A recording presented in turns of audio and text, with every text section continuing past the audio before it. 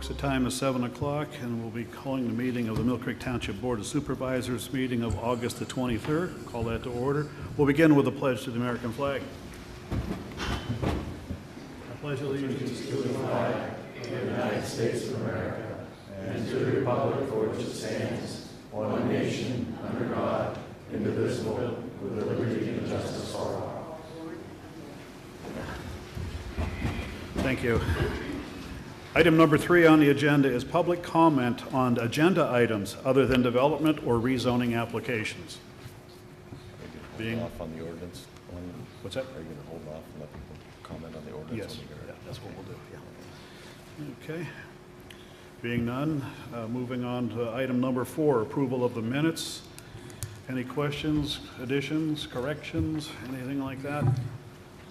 I'll move to approve the minutes. Okay, do I hear a second on that? I'll second. Okay, Mr. Morgan, how do you vote? I vote yes. Mr. McGrath, how do you vote? Yes. And I also vote yes. Item number 5 is approval of the bills for the last 2 weeks. Any additions, questions, corrections, anything like that? I'll move we pay the bills. Okay, do I hear a second on that? I'll second. Okay. Mr. McGrath, how do you vote? Yes. Mr. Morgan, how do you vote? I vote yes. And I also vote yes. Now, folks, if you're following along on the agenda, you'll see under communications, there's an action there. What I'm going to do is move that agenda item up to this point right now, and that is the approval of Deputy Police Chief. And this comes from the Human Resource Department and the Millcreek Police Department. This comes from Director of Police Michael Tesor. The Millcreek Township Board of Supervisors would like to announce the promotion of Captain Scott Height to the position of Deputy Chief of Police, effective September 1, 2016. Beginning that date, Scott will assist in the command of the MPD under the Director of Police, Mike Tesor, until his retirement on December 31st of this year. On January 1st of 2017, Deputy Chief Height will be promoted to the rank of Chief of Police with the Millcreek Police Department. In a brief bio regarding Captain Height, as he is known right now, has been a police officer with the Millcreek Police Department for the past 29 years. He has worked in all the divisions within the department while previously commanding the Special Services Division and currently commanding the Investigative Services Division. Captain Height is, want me to give your age, 53 years old, and has added expertise in insurance fraud, fire investigation, internal affairs, and special weapons and tactics. He graduated from the FBI Academy in Quantico, Virginia in 2010 and served almost 35 years with the Westridge Fire Department before retiring as Assistant Chief. Scott and his family, his wife and his 2 children are here in the audience with us.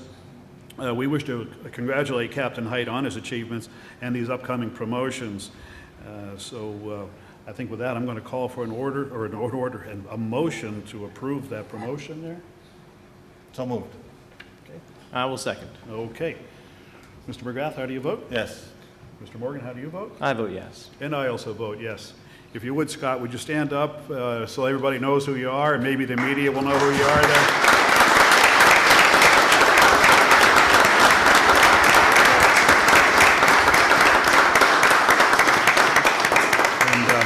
What we'll do is on September 1st, which I think is next Thursday, the time's going fast, we'll have a ceremony in here among your fellow officers and have a swearing-in ceremony at that time. And at this time, I'd also like to thank Mike Tesor, who's been a Director of Police here since January of this year upon his retirement as the Chief, and he stayed on with us here, so he'll be leaving at the end of the year. So I think kudos go out to Mike Tesor for his work here that he has done and continued the path to allow Scott to take over. So my hat's off to you there, Mike. Thank you. I also spotted another former chief in the audience tonight. Yes, we have Former Chief Storton. Bill Storton's back there too. Oh, Bill, yeah. would you raise your hand, please? Would you? Thank you, sir.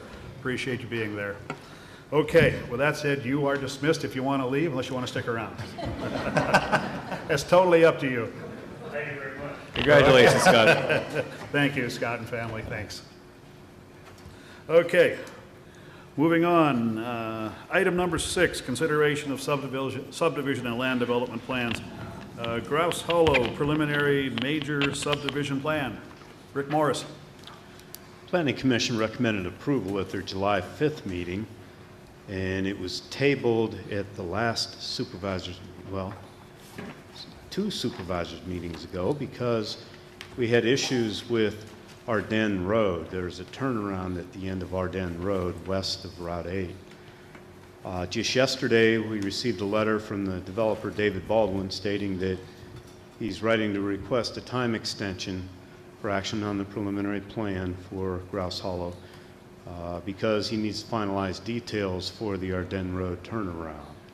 And he realizes that there are municipal planning code timelines and so on, but he's willing to waive all those, and therefore he's asking you to grant an extension to his project so it can be considered at the September 13th Board of Supervisors meeting. Okay, so he is requesting this extension then? Yes. Okay. Do I hear a motion on that?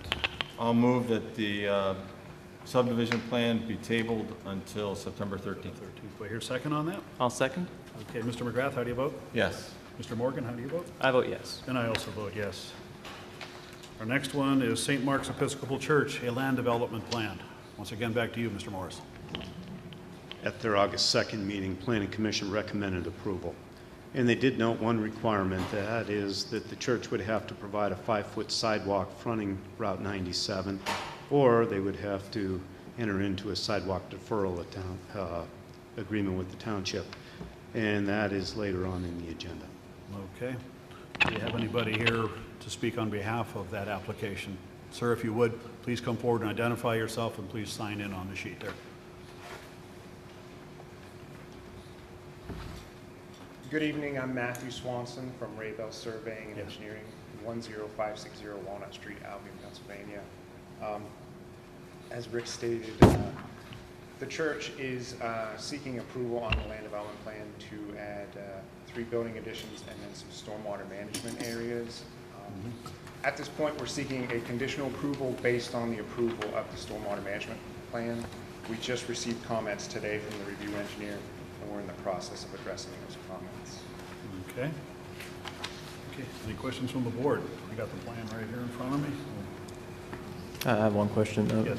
Mr. Morris, at the Planning Commission meeting, there were some concerns from residents regarding the water flowing off of this property. Do you have any concerns about additional stormwater being released from this property? No, not at all. As a matter of fact, there will be less because this plan involves a stormwater management plan that is approved by a third-party engineering firm. So it will be reduced. Okay. Thank you. So those concerns. Okay, Brian, anything from you? No, thank you. Okay. Anybody else in the audience wishing to speak regarding this matter? Being none, call for a motion to approve. I'll move approval with the requirement. Okay, do I hear a second on that with the requirement? I'll second. Okay, Mr. McGrath, how do you vote? Yes. Mr. Morgan, how do you vote? I vote yes. And I also vote yes. Thank you. Thank you.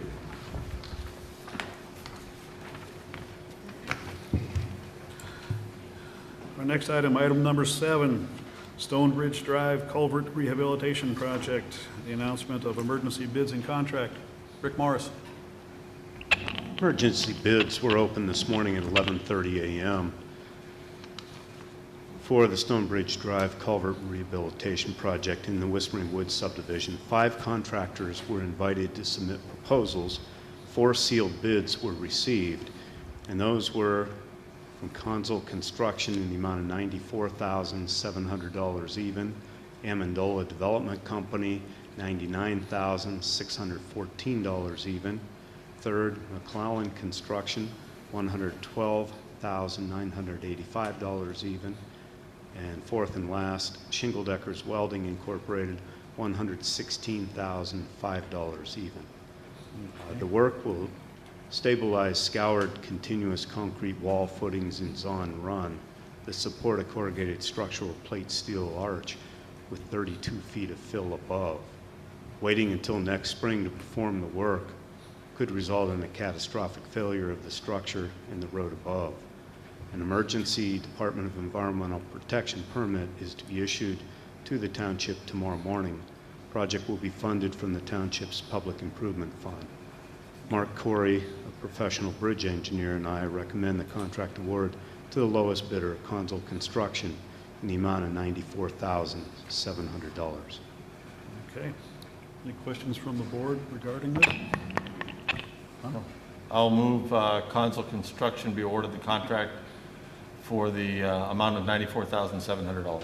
Okay, do I hear a second on that? I'll second that. Okay, Mr. McGrath, how do you vote? Yes. Mr. Morgan, how do you vote? I vote yes. And I also vote yes.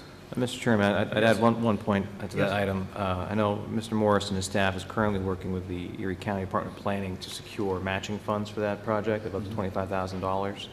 We're pretty confident that we'll be awarded that. I believe, Rick, you're in the process of submitting the application now? That's correct. I believe it's already been submitted by Mark Corey. Okay. Is that fine? Okay. Okay. Our next Did we item. vote? Oh, I'm sorry. Did we vote? Did we vote on that? I don't recall. Yes. Okay, we did. That's right. Yes. Okay.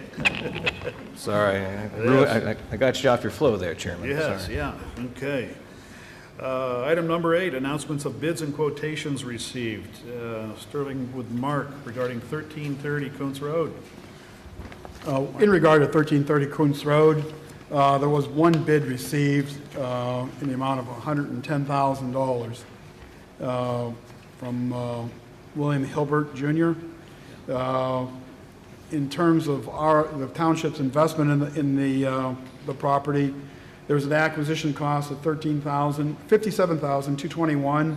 That was paid to the sheriff for the actual acquisition and satisfaction of the lien. We paid taxes during the time we held the property of $9,231. There were site cleanup costs of $6,987. Bid advertising was $442, and demolition was $6,500. The total township cost was $80,381. And seeing that the bid received is in excess of our investment in the property, I would recommend that the bid be accepted. Yeah, if I could just explain to the audience, I probably should explain a little bit more about this. This is the sale of a piece of property that the Board of Supervisors, on behalf of the township, purchased at a sheriff's sale. This property was bought to satisfy a municipal lien of, what was the amount again? $57,000. So we had to protect that lien as we should, and we purchased the property. Found that it was probably one of the worst properties I can tell that I've ever seen in my career working in code enforcement. So that's been demolished. Site has been cleaned up. It is now vacant land, and we did receive a bid. We did offer that out. It advertised for bids proposals, and this was the bid that we received, and it was a high bid of $110,000. So hopefully I've explained that to you. I should have done that at the beginning. I'm sorry. So anyway, anything else we need to know about that, Mark? Nope. Any questions, guys? Anything? No, sir, I'd make a motion to accept the bid. Okay. We hear a second on I'll that? second it. Okay. Mr. Morgan, how do you vote? I vote yes. Mr. McGrath, how do Yes. you vote? And I also vote yes. Okay, more bids. Bituminous single seal coat. Brian, you got these two We here. have two projects. The first is for Hunter Willis and Old Perry Highway. We earlier this year put a leveling course on that road, and our Public Works Director believes that a simple seal coat would finish that project and save the township some money and some time. We received two quotes on that project. The first from Russell Standard Corporation for $8,161.47, and the second from Suit Coat Corporation for $4,581.60. And it's Gary Snyder's recommendation, our Public Works Director, that Suit Coat be awarded that contract, and I'll move approval. Okay, do I hear a second on that? I'll second. Okay, Mr. McGrath, how do you vote? Yes?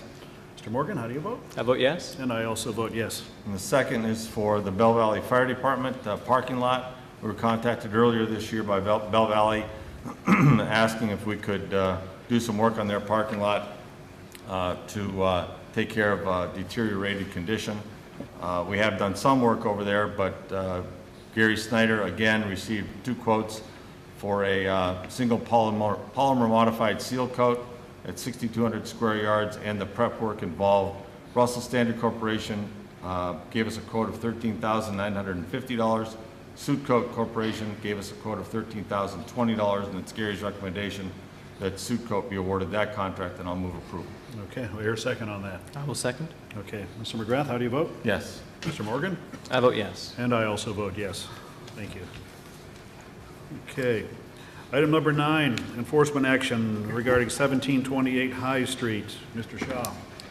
Yes, this involves property at 1728 High Street. The township has issued numerous notices of violation and notices to correct violations to the property owner relating to the general condition of the property, including the presence of rubbish, accessory buildings in disrepair, and uninspected trailers on the property. The township prevailed in an action before the district justice in January of this year. However, to date, the property owner has not corrected the violations. I would ask the supervisors to approve a motion authorizing the solicitor to proceed to initiate proceedings before the Court of Common Pleas of Erie County as allowed under the second-class township code against the property owner of 1728 High Street. Okay.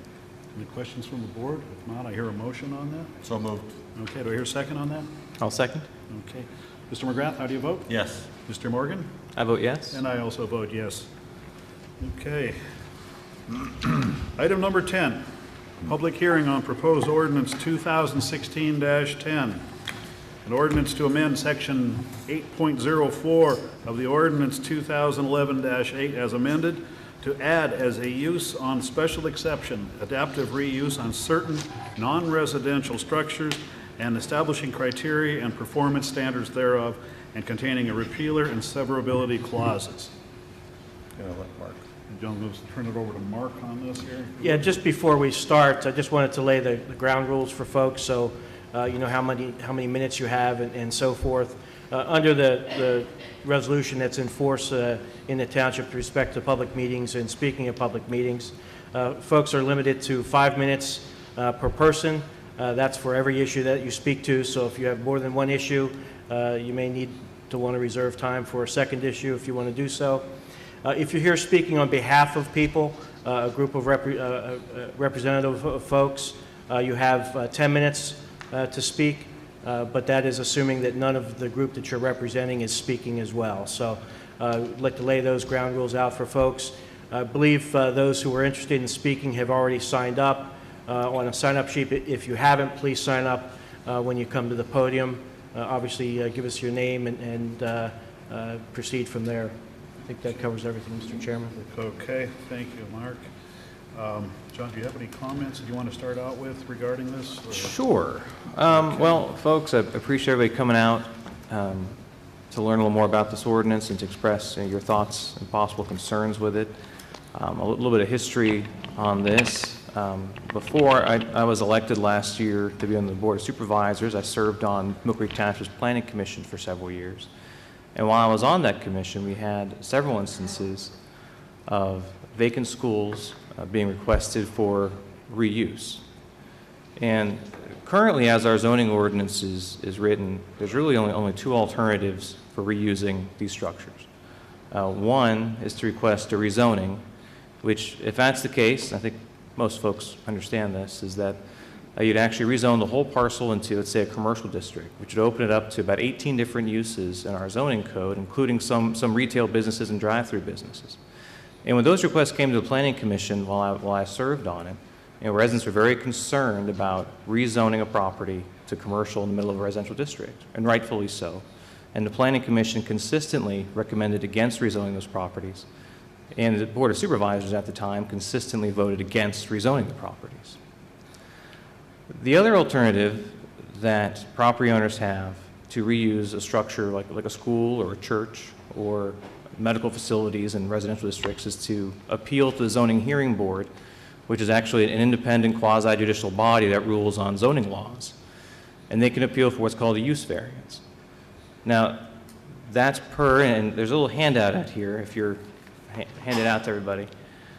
Per the MPC, the Municipalities Planning Code of Pennsylvania, every property owner has a right to file use variances with the Zoning Hearing Board, and they have to prove a hardship. Now, there are criteria for the hardship, but interpreting how to apply those criteria is at the discretion of the Zoning Hearing Board. So most recently, the school district, along with Voices for Independence, appealed for a use variance with the Zoning Hearing Board to reuse the Vernondale School as their office space. And they made their case to the zoning hearing board that there was a hardship, and the zoning hearing board granted that variance. What we're proposing this evening is what's called a special exception, which is another tool that the state allows municipalities to use for regulating land use. And what it does is it allows the elected board of the municipality, in this case the Board of Supervisors, to establish strict criteria and restrictions that the zoning hearing board is bound by when considering these kinds of reuses. Now, the development of the ordinance, for that development, we took into consideration the public comments from those planning commission meetings from previous years regarding Ridgefield and Vernondale. We also took into consideration the ruling that the zoning hearing board made regarding Vernondale this past summer to develop the kinds of restrictions and criteria that we believe are going to offer the appropriate protections for our neighborhoods, but also allow these buildings to be reasonably reused without sitting vacant and becoming blighted. So that's the background of what we're trying to accomplish with this ordinance, and I believe everyone in the audience, if you don't have a copy, at the back table there should be a stack of copies there that really explains what a special exception is, what the process is. There's also a copy of the ordinance itself for you to review what the restrictions are, and there's also a letter from the county planning office. Per the MPC, we're required to have the county planning agency review and provide comment, and they've actually recommended this ordinance to be a new model for Erie County.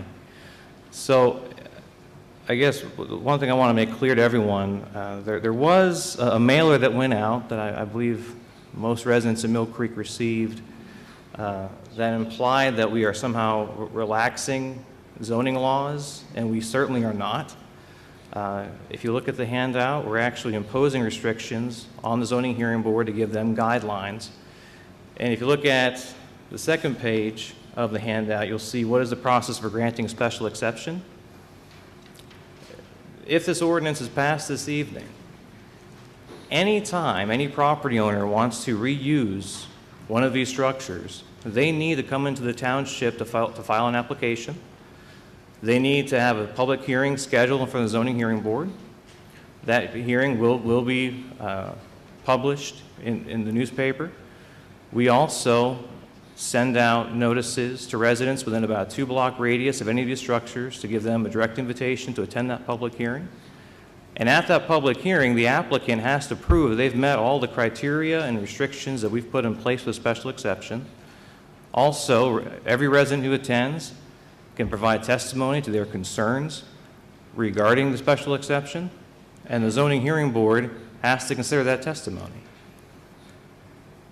After the hearing's closed, the zoning hearing board can either rule to grant the special exception with all of the restrictions in place, they can rule to deny it, or they can rule to grant it and then place additional restrictions on it based on public comment. So I just want to clear that up for folks, that this is in no way a blanket rezoning of properties. It's in no way a blanket spot zoning of properties. It gives no one a blank check or a free pass.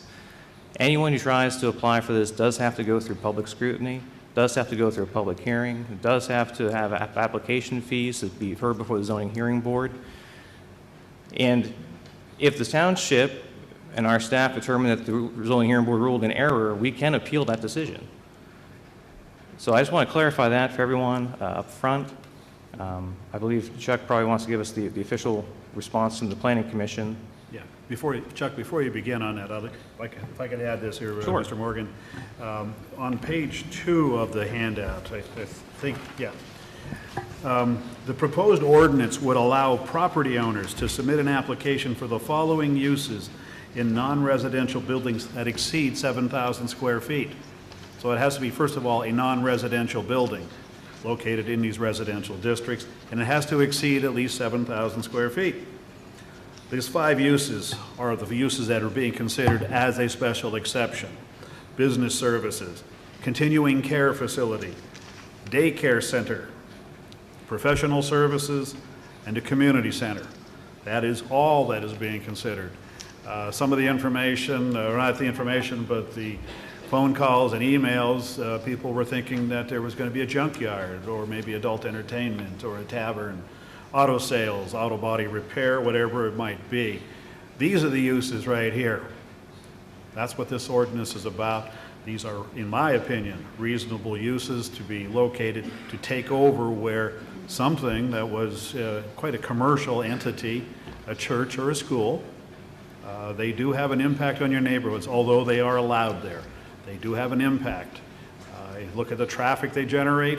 Granted, it's in certain days of the week, but still, they generate some traffic and they do bring some things good to the neighborhood. These uses right here can do the same thing and also allow for reuse of a building in a good, sensible, and reasonable way. So I just wanted to add that. John, if I could just Sure, go interrupt ahead. 1 second. Because there are limited definitions in the proposed ordinance, you would have to go to our zoning ordinance to actually find out what some of these uses actually are defined as. Business services, according to our zoning ordinance, shall mean, I'm going to give examples, financial advice, stock and or bond brokerage services, insurance sales, real estate services, employment and or recruiting services, what else? Court reporting, very minor, Low impact. low impact. Yes. As far as continuing care facilities, again, that's one that you mentioned, John. That is, as an example, skilled nursing or assisted living facilities. And you mentioned professional services, and those would be legal, medical, dental, engineering, accounting, architectural, insurance, financial, appraisal, optical, land surveying, landscape architecture, and like services. Again, very minimal impact to as far as traffic goes. I also wanted to add there's no retail in that either. No retail, no at all. taverns, no fast food. Right, nothing like that there. So, now that you have a brief explanation of that, is there anybody in the audience that's representing a group that would like to speak in regards to this proposed ordinance? If so, please come forward. Young lady, would you?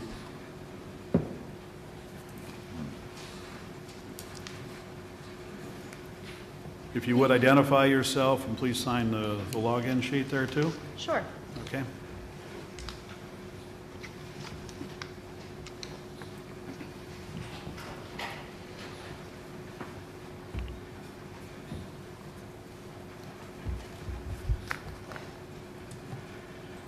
Good evening, Mr. Supervisors. My name is Kimberly Tegg, and I'm an attorney at Strasburger, McKenna, Gutnick, and Gefsky, a firm out of Pittsburgh, Pennsylvania. Tonight I'm here to speak on behalf of our clients, which include the Montessori Regional Charter School, David and Marianne Michalek, my apologies, Franklin and Sandy Leskowski, and Russell Buck. Some of my clients are in the audience today and they might speak on their own behalf. I assure you I will not use up my entire allotted 10 minutes. I won't even use my full 5. As the supervisors are aware, my office had a chance to review this ordinance in advance when it was originally, I believe, in front of the Planning Commission. And on August 1st, I drafted a letter and directed it to the supervisors, which laid out our office's legal analysis and opinion of some of the legal issues that we see with this proposed ordinance. I'm not going to read the letter or reiterate everything that I said in the letter. Obviously, you've already received a copy. I will place a copy of this letter into the record. I want to start, though, by commenting to some of the comments that Supervisor Morgan made. I understand the need for adaptive reuse ordinance. Certainly a lot of our municipal clients are looking to these types of ordinances to deal with vacant and blighted properties. However, it's my understanding that Millcreek Township is not currently facing any issues with a large number of vacant or blighted properties. To the contrary, while the ordinance would apply to 50 non-residential properties over 7,000 square feet currently, it's my understanding that only 2 of those properties are currently vacant.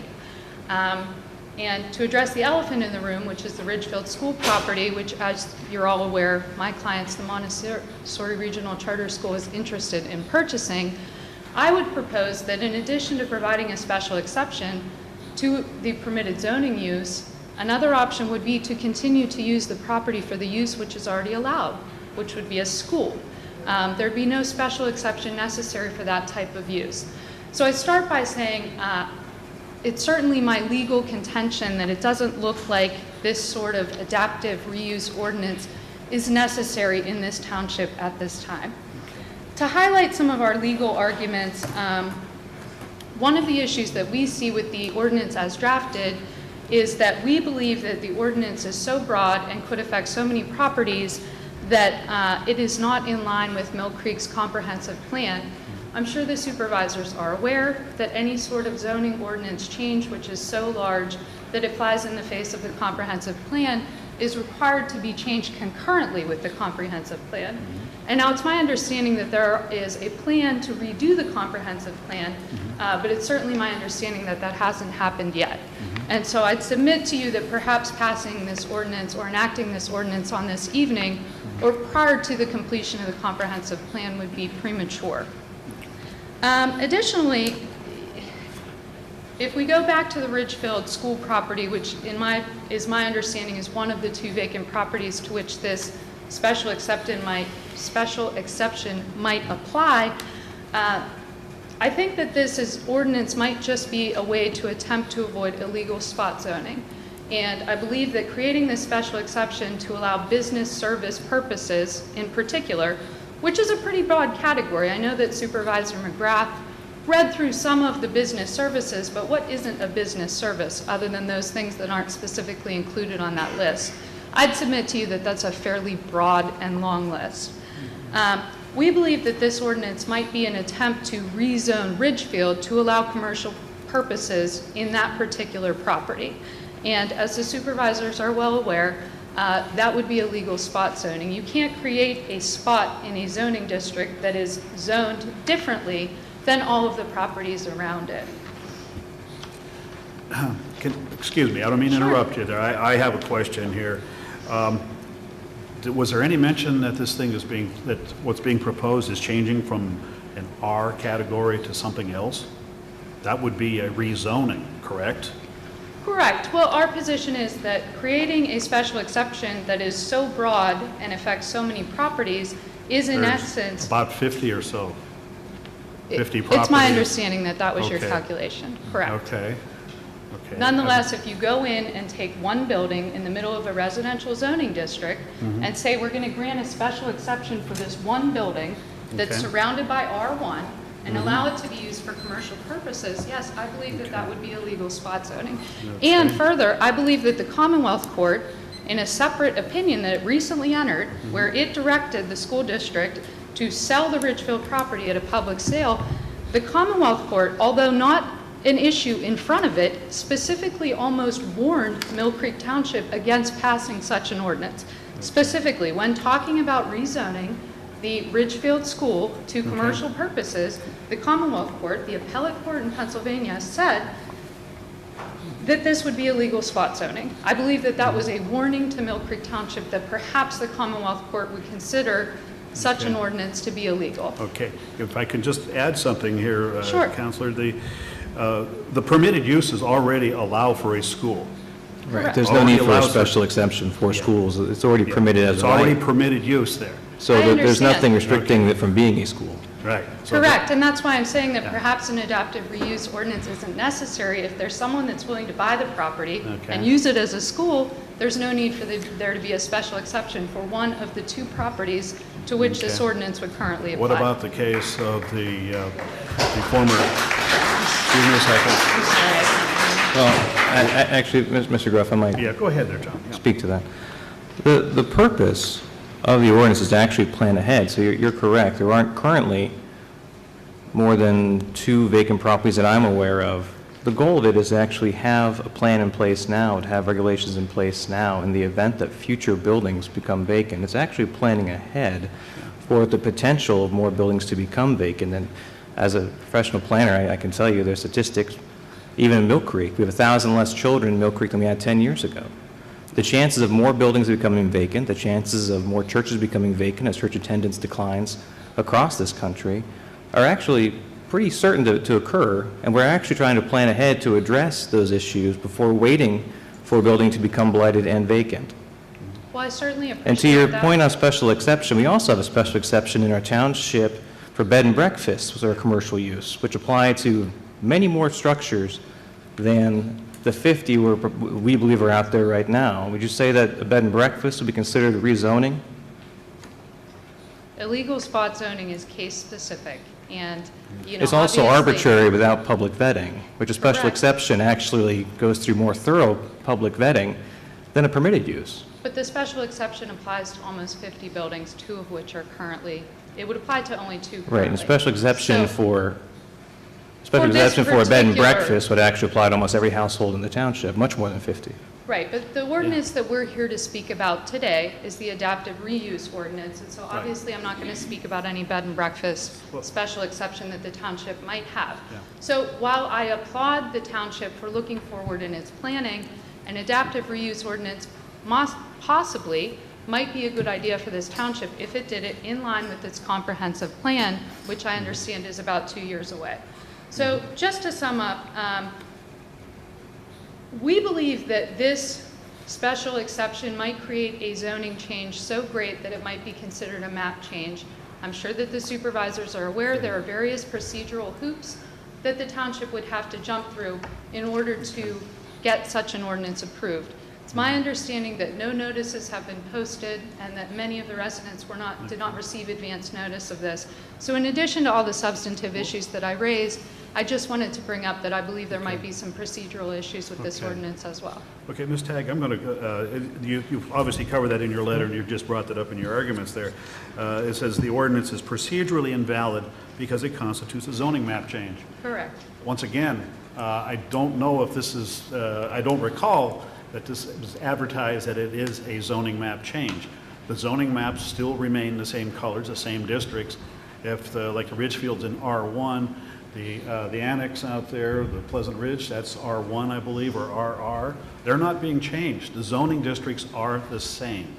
Well, I certainly understand that So that is I'm how not sure I follow what you're getting at there. I'm sorry for interrupting you. I Okay. certainly understand that that is how the ordinance is being couched. However, Okay. we have done extensive research and looked Okay. at many, many cases where similar ordinances were held to be a map change. The Okay. Commonwealth Court is going to look at the overall effect of the proposed change. So if you take 50 properties and they're kerplunked in the middle of residential neighborhoods throughout, surrounded by houses, then you might as well be going in and changing all of those maps to commercial or another zoning map change. And that's why I believe that it would be considered a zoning map change. I believe that none of the procedural requirements have been followed. Okay. And therefore, in addition to the substantive issues, I believe there are some procedural issues as well. Okay, is there anything else you want to bring up on this there, There is Counselor? not. Thank you for your time. Okay, Thank you. thank you. Okay. Is there anyone else that would like to speak, bringing up something that hasn't been brought up already?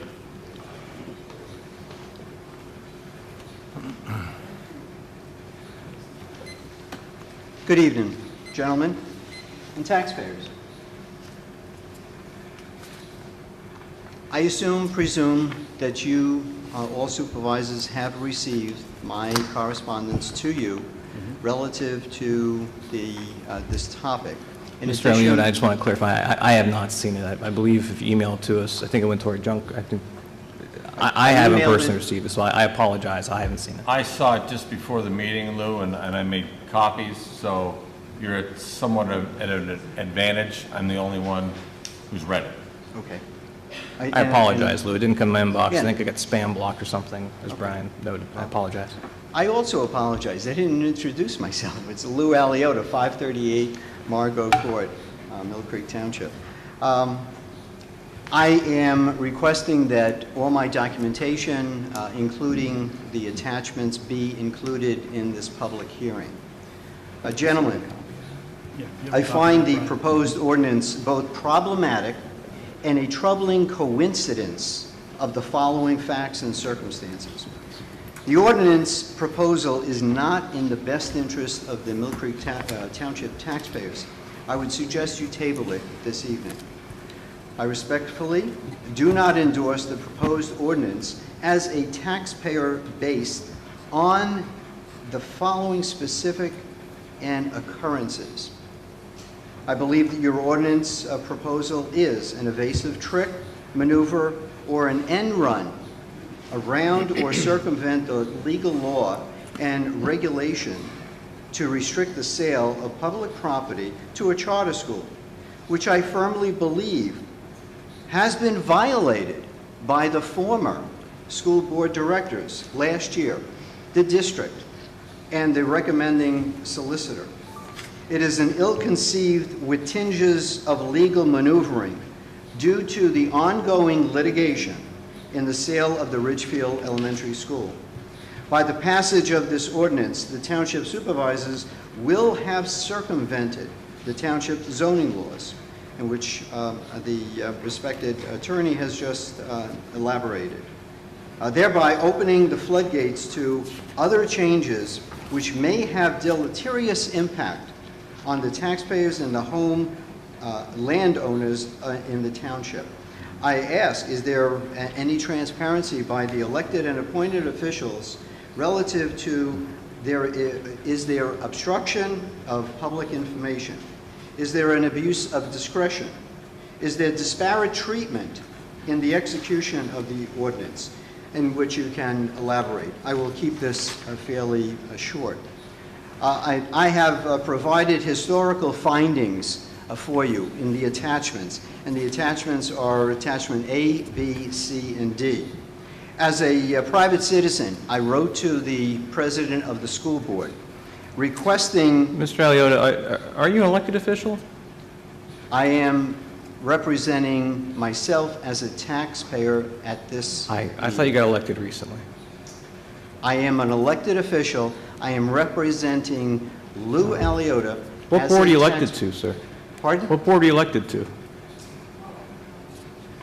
Pardon? What board are you elected to? I'm just curious. What board? Yeah. I think you School board, realize that correct? I am an elected school board director as of December 1st, 2015. Please, can we have a quiet in the audience? We're trying to hear Mr. Aliota here. Just want to clarify, Lou. Thank you.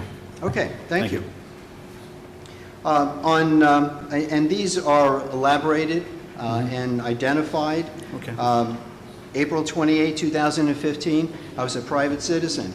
I wrote to School Board President Wheaton on the legality of the deed transfer and the restrictions that have been placed on the changing of the public property deed, which I have identified last year when the previous school board passed a restriction not to sell this public property, our public property as taxpayers, to a charter school. That is a violation. That is also a violation of Section 707 of the Public School Code. Okay, Mr. Aliota, I'm going to stop you just for a second. Well, you're talking about matters involving the school board, which you are a member of, right? Correct. These are school board matters, which I believe are still in litigation. Am I correct? Is there still some action going on with that, or continued efforts to get some things changed around? Yeah, Mr. Aliota, I think we want to talk about the ordinance at hand. That's what we're here to talk about, is that. So if you can keep your comments to that limitation, I really would appreciate it. There is a Thank you. nexus. Okay. There is a nexus between the school board decision last year, the ongoing litigation that's been going on for a number of years, and the attorney representation, which Mr. Shaw is the representative of the township.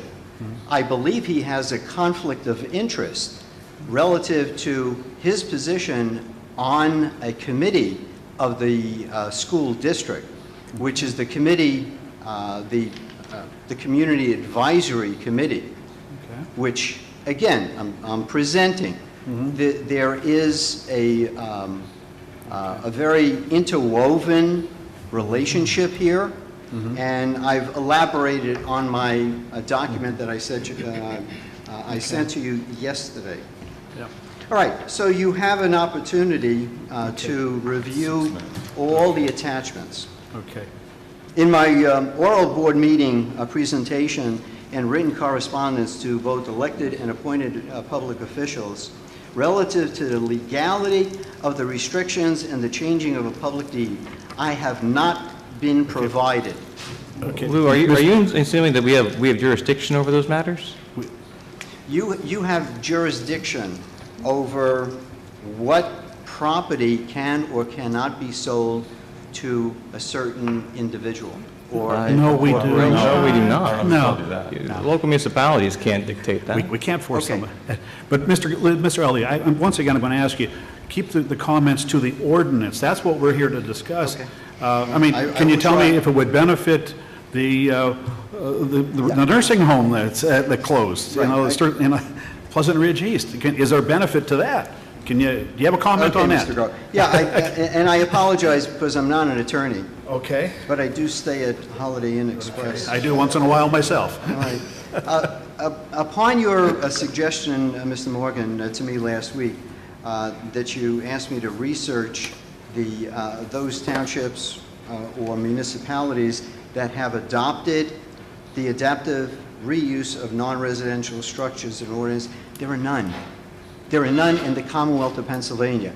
Yes, there are ordinances when you deal with historical buildings, 100 years old, 150 years old. Relative to my presentation, I direct your attention to request all public documents of the school district and the board, which questions the possibility of circumventing the legality of the public school code, laws, statutes, regulations, and that of the Pennsylvania Constitution. If this ordinance is approved by the supervisors of Millcreek Township, I believe there will be more litigation to correct the injustice to the taxpayers. I respectfully submit all my documentation. Okay. We're down to about a minute left there, Yeah, Mr. Elliott. and I'm just He's up to wrapping about it up. 9 minutes now. Okay, then, yes. I respectfully submit Okay. it. We I- will take I that request- there, if you'll give that to Mrs. Williams over there, and she'll enter that I in. sent everything Okay. to you yesterday. But you're All three requesting- supervisors Okay. have received it. Okay, The media has received it, and I could send you okay. a copy. Well, if you send us a copy, Okay. we'll get that over to Mrs. Williams. Thank you, Okay, gentlemen. thank you. Thank you, Mr. Aliotta. I Is there any, could yes, briefly go ahead. comment. Go ahead. If I could just make, so that Mr. Aliotta realizes, again, most of what he was referencing tonight in the materials that he sent to us is school board related. It's an issue that Mr. Aliotta has with the school board, not with the township supervisors. So we'll do what we can to address anything that you brought up tonight in regard to the ordinance, but anything related to the school board, you're going to have to bring that up at your next meeting. These regulations in this ordinance do nothing to prohibit the sale of Ridgefield School to charter schools. Correct, gentlemen? That's correct. It's still listed as a So, permitted use. what Mr. Aliotta was implying, that this ordinance somehow prohibits the sale of Richfield to the Montessori schools, it doesn't. So it just flat out doesn't. The proposed ordinance does nothing to stop the sale of the Richfield School to anyone or any entity that would fall into the categories that both Mr. Grow and Morgan touched on earlier. And as far as what Mr. Aliotta said, that wasn't for me, said in regard to no other municipalities have adopted a similar ordinance, I don't know. I don't know whether that's in fact the case or not, but it's good to be on the cutting edge. Maybe this is, according to the letter that we received from the county planning director, she was very excited with what we had proposed with this ordinance, and as Mr. Morgan alluded to earlier, thinks that this should be the model for ordinances throughout Erie County. So I'll add to that, to Mr. Aliotta's claim that this somehow circumvents current zoning law. This is within the zoning laws permitted in Pennsylvania, and folks, again, as of right now, there is a method to, as Mr. Aliotta asserts, using his language, circumvent the zoning law. It's a land use variance that can be requested right now to the zoning hearing board. And earlier this year, they granted that land use variance to the school district for Vernondale with limited restrictions and conditions. The ordinance we're proposing would actually impose more limitations and more restrictions than the zoning hearing board currently allowed a few months ago for Vernondale. So the process that Mr. Aliota thinks that we are somehow maneuvering to put in place already exists in Millcreek. It already exists in the Commonwealth of Pennsylvania, and what we are proposing is the only method within the municipality's planning code that can place restrictions on the zoning hearing board for hearing those kinds of cases. And we're placing restrictions such as traffic volumes, we're placing restrictions on business hours of operation, we're placing restrictions on the ability to modify the building. We're also imposing restrictions such as screenings and lighting requirements. We're putting in place reasonable restrictions on the zoning hearing board to give them criteria when deciding on these kinds of cases. This is not new. We're not relaxing. We're actually imposing stronger restrictions than we currently have. So I just want to clarify that point. There was nothing to prohibit Voices for Independence from making the same application for Richfield School. Right. And being granted the same. Any business right now could appeal to zoning hearing board right now for use variance for the Richfield School. And now there is a precedent by the zoning hearing board. They would be very hard pressed to deny it. And in fact, I think it could be argued that Richfield is actually a more commercially viable property than Vernondale. So folks, what we're trying to do here is actually protect neighborhoods, put restrictions in place, and nothing in these restrictions is limiting the ability of a congregation or a school district or a private education entity from selling these properties to like uses to continue them as churches or schools. There's nothing prohibiting that. What we're putting in place are restrictions in the event that someone tries to reuse these structures and attempts to go before the zoning hearing board to get those reuses. We are putting forth stringent criteria that are uniform across the township. Our planning commission, and I apologize for going long on this, specifically, last year for the Vernondale rezoning, we had Tim Nagelli, who at the time was the president of the Wolf Run Homeowners Association, who came and testified against the rezoning of Vernondale. When I took office, the first thing that I was asked to do was to make an appointment to fill my seat on the Planning Commission, and I purposely chose Mr. Nagelli, knowing that he was a concerned resident that was personally affected by this issue to help us shape this ordinance. And Mr. Nagelli, at the Planning Commission meeting back in July, spoke out and said that he was comfortable with it, spoke out and said it was a common sense piece of legislation, and that would offer protections to his neighborhood. So to insinuate that we are somehow not being transparent, I offer scrutiny to this, folks. I offer it. I actually attended a meeting with the concerned citizens of Millcreek, with Mr. Perillo, that was videotaped and put online, and I brought this to their attention purposefully to be transparent. So I do take issue with the insinuation that we are somehow not being open and honest with the public on this. We have really tried our best to raise awareness. We've done the media interviews, we've done public notices, this is the second public hearing we've had on this issue. I'm not exactly sure what more we could do to inform people. And again, as part of this special exception, any applicant would have to go through their own specific public hearing. So I apologize for going long. Okay, I'll be with you just a second there, ma'am. I'll point you out in just a second. I'd like to add, and I understand that people think this is all about Ridgefield. Let me throw this out here. Pleasant Ridge East, the annex for the nursing home, that's closed, that's vacant.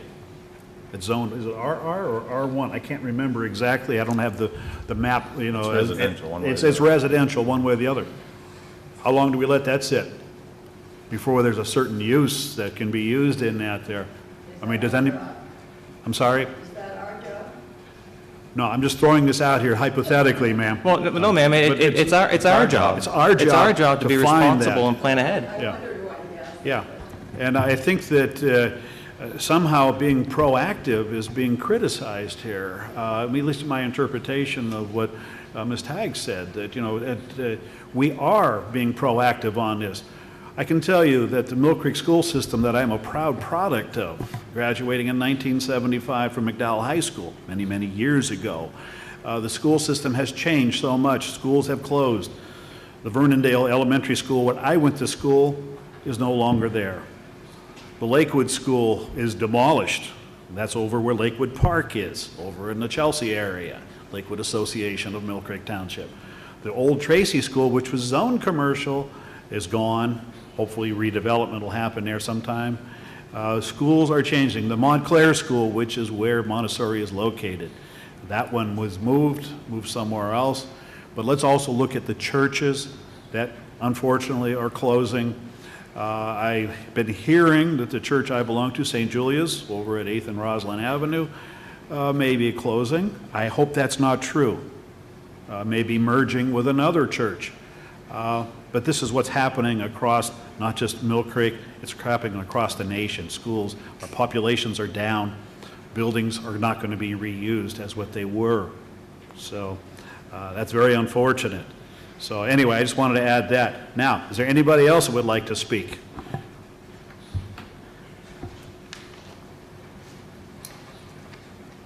If you would, again, please identify yourself.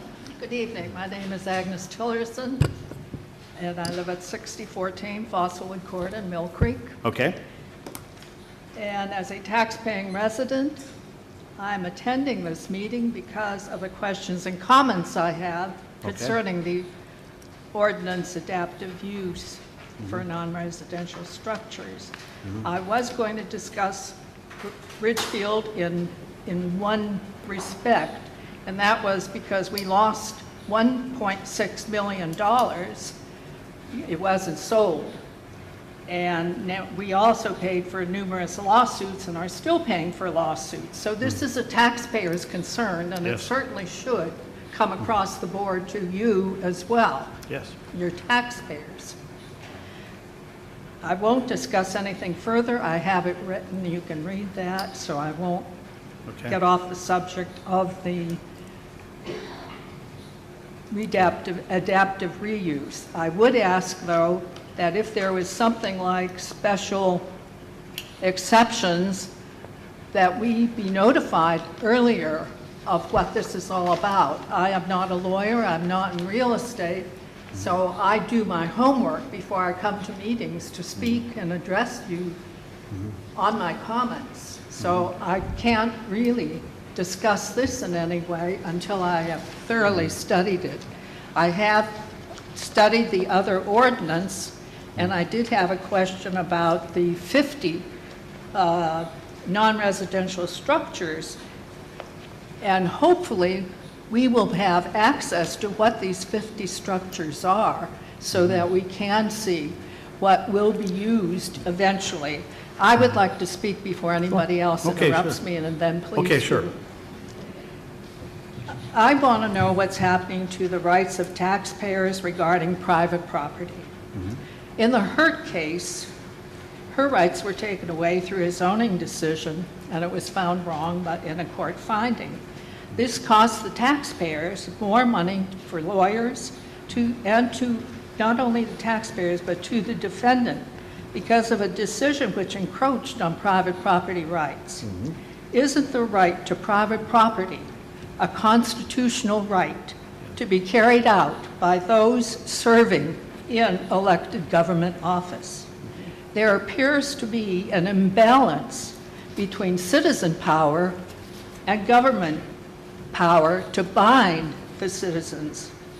With this adaptive usage, I foresee reuse as unilaterally rezoning, which of course now I understand is not rezoning, in an existing zoned residential area for private development of a business.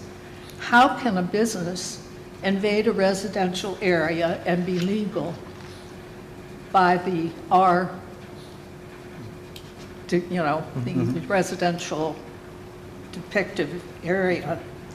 The adaptive reuse I'm familiar with is for historical areas and for old residential areas being restored through renovation to preserve the character of an area and to preserve private property values. This ordinance proposal alters an existing school into some other business entity of development. Looking at the ordinance services cited for reuse, I ask what business services were being considered. Would adult services be negated, or would we be subject to lawsuits of discrimination? According to township policies and procedures, allowed structures would be at the discretion of the zoning board and not tax-paying residential property owners. The ordinance cites parameters of time open for reuse structures as 8 a.m. to 6 p.m. As such, it would appear that the use of continuing care and daycare facilities would be negated, as most daycare facilities open before 8 a.m. and are even closed later than 6 p.m., and the majority of continuing care facilities are open for personal visits after 6 p.m. by many people who wish to visit after working hours. My opposition is not to the reuse of dilapidated and blighted structures in open lots or commercial and business areas. But once you open the door to reuse business in residential zoned areas, you are invading on private property rights of citizens who chose to live in these zoned areas as preferred lifestyle, not open to building developments or other uses. Private property rights go to the very heart of individual freedom and liberty. They are inalienable rights, which are above constitutional rights. So I humbly request that you take all precaution in changing residential property usage. As a taxpayer, I do not want to pay for more tax lawsuits in the township or in the school district on top of high property and school taxes. Thank you. Thank you. Do I have a any question for you. comments for this? Okay. I want to make sure I was understanding you correctly. Were you implying that building could happen on vacant lots? Pardon? Were you implying that construction could happen on a vacant lot? Is that what, I couldn't hear exactly everything. Well, I think if any change in the open lots that are blighted or dilapidated is fine for reuse. I don't see any a problem with that. Is that what you were asking me? Okay, what I think what I was leading to was a vacant piece of land. Were you Yeah. suggesting that the ordinance is going to allow the construction of one of these facilities on that property? Is that what? To fit that area, if No. it's blighted and dilapidated, Okay. that This is is normally applying. how adaptive use is used. Okay. I have looked up in many states, and this is how Okay. it has been described and used successfully. Okay. Especially in So that I historic- understand then, are you suggesting that if, as an example, Richfield School were to sit vacant for 15 years and become dilapidated, then it would be all right to be reused for something else? It would depend on what your residents look like in that area. Are they dilapidated as well? Well, we And would are hope you not. going to restore them to fit the school area and its structure? This happens in historical areas where they restore the Well- homes and the buildings to give the ambience of what was there originally. Well, let's just say that in the Richfield area, that everyone still maintains their properties as they do now, but Richfield School fell into serious disrepair. It is in serious repair? If it sat vacant for, let's say, 10 or 15 years, and then it Well, were, it wouldn't be vacant if the school board, see, one of the things that I found interesting is that you give all these areas, continuing care, daycare, et cetera, But you didn't put school in there. Well, ma'am, school. already in there. That's automatic. Well, let me, It's in there. well, yeah, school, I mean, the if, school should be a school. absolutely, well, ma'am, This is why people have even moved into those areas. Well, ma'am, There are residential areas that have a school, they have right. children. A How great school, it was. a school is automatically And permitted. what about property values? A school is automatically permitted in a residential district. You don't need a special exception to have a school. If, for example, if a school district did decide to sell to the Montessori group, Montessori would not have to go through a special exception process. They could just make it a school.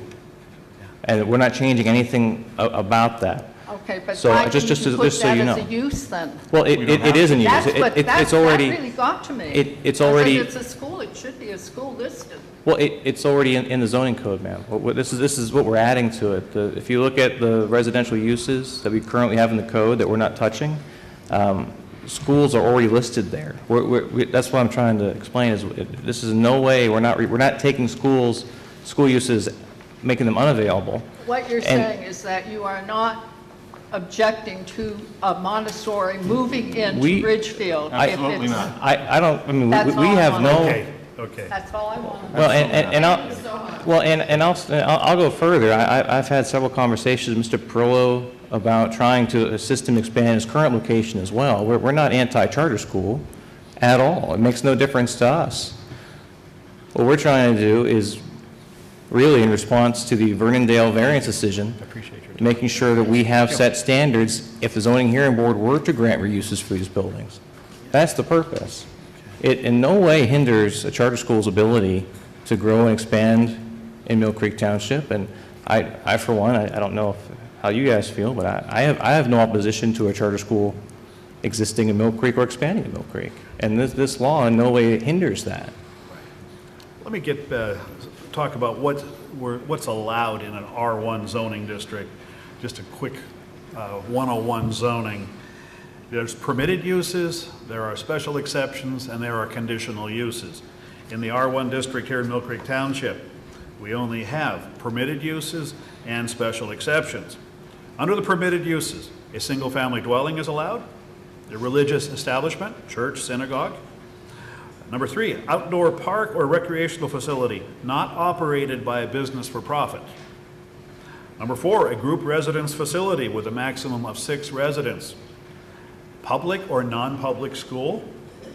And number 6, here's the kicker for you folks, essential services, provided that they shall be necessary to the adequate distribution of service and shall not include any type of equipment that will interfere with local radio and or television reception or otherwise be detrimental to the surrounding area. Let me read the definition of essential service for you.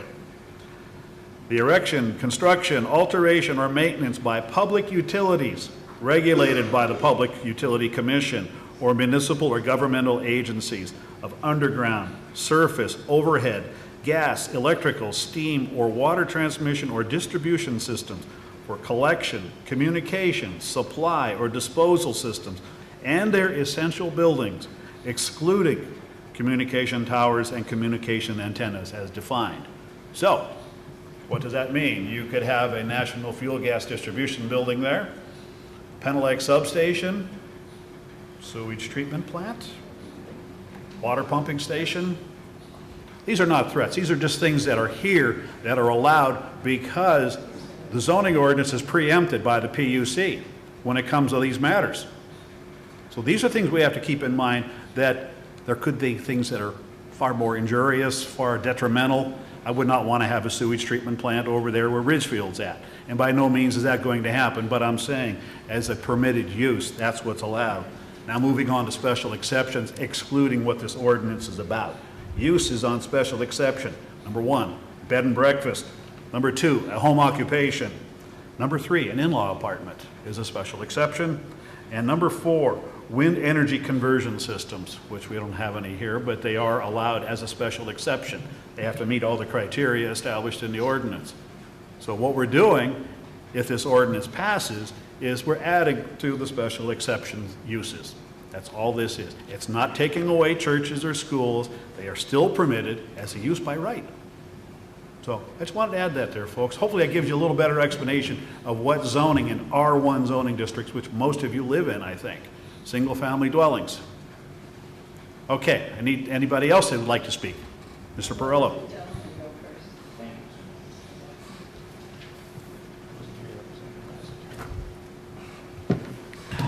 Good evening, ladies and gentlemen. I signed in the back. My name is Anthony Perello. I'm the CEO of the Montessori Regional Charter School. I'm here to express my organization's concerns about the proposed special exemption adoptive reuse ordinance. For the record, I am submitting 3 documents: the letter I sent to the Planning Commission dated June 30th, 2016, the letter sent to the Millcreek Township Supervisors from Attorney Kim Tagg, and my comments this evening. I'm going to abridge my comments because some of these things have already been discussed, so I will shorten it up.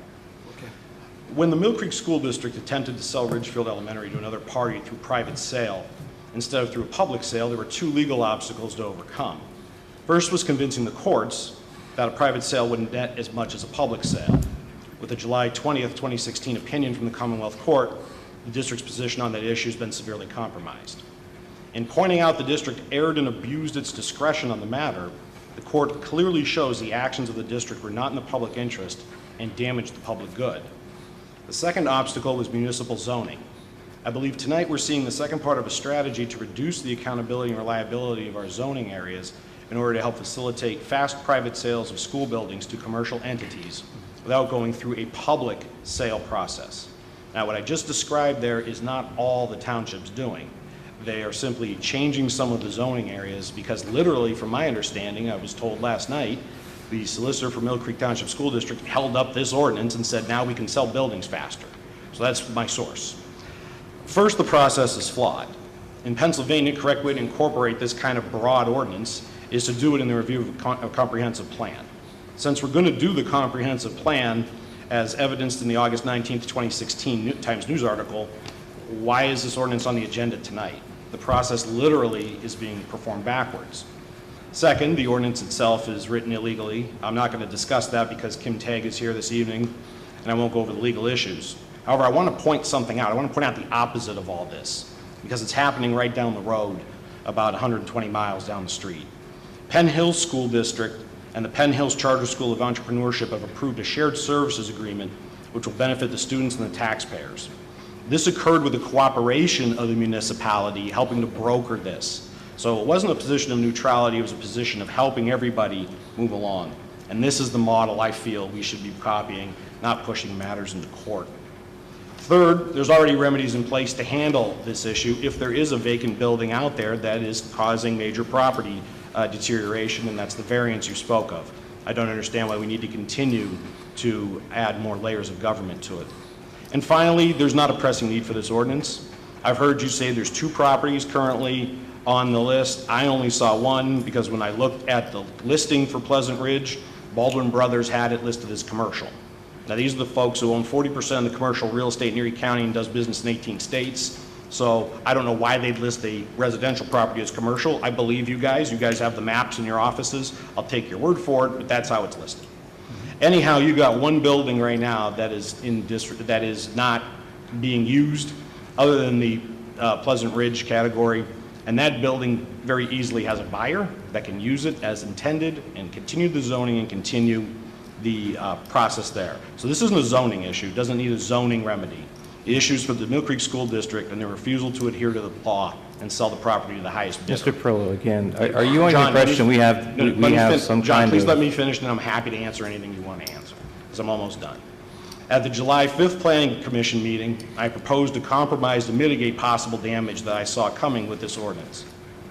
I proposed to amend the ordinance to state a property would not qualify for the special exemption unless the owner attempted to sell it publicly so somebody who could use it for its ordained purpose could do it.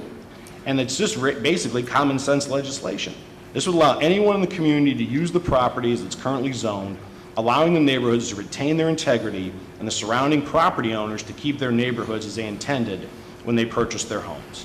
Since that meeting, I've offered to help create this compromise with the supervisors. However, my offer has not been accepted. Effective zoning is critical to maintaining high property values. There are appropriate places for businesses, and there are appropriate places for schools and churches. Neighborhoods are created to facilitate strength and stability for their zone purpose.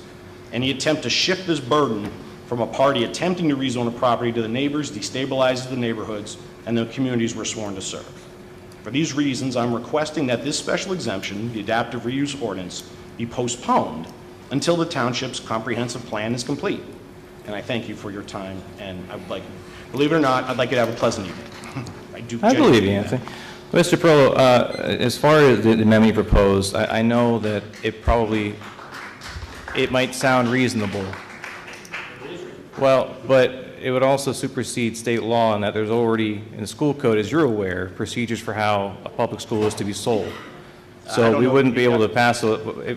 I don't know who And gave for you that- you to say we can't, Well, go ahead. we I don't can't know who add a gave you that layer. opinion. Well, if there isn't, I'm not going to argue with you. No, I don't wanna But argue. you're currently litigating the procedure the school district took to sell. Send me what you think, where you think this is. I'll have our solicitors And look at it. the second and issue you clean it right up have for you. is, One at a time here, folks. your amendment would require us to, it would require us to have private property owners go out for public bid to sell their property. If they want the special exception. Which Doesn't require them Which to I do don't it. believe it's appropriate or precedented for a municipality to compel a private citizen to publicly bid their property.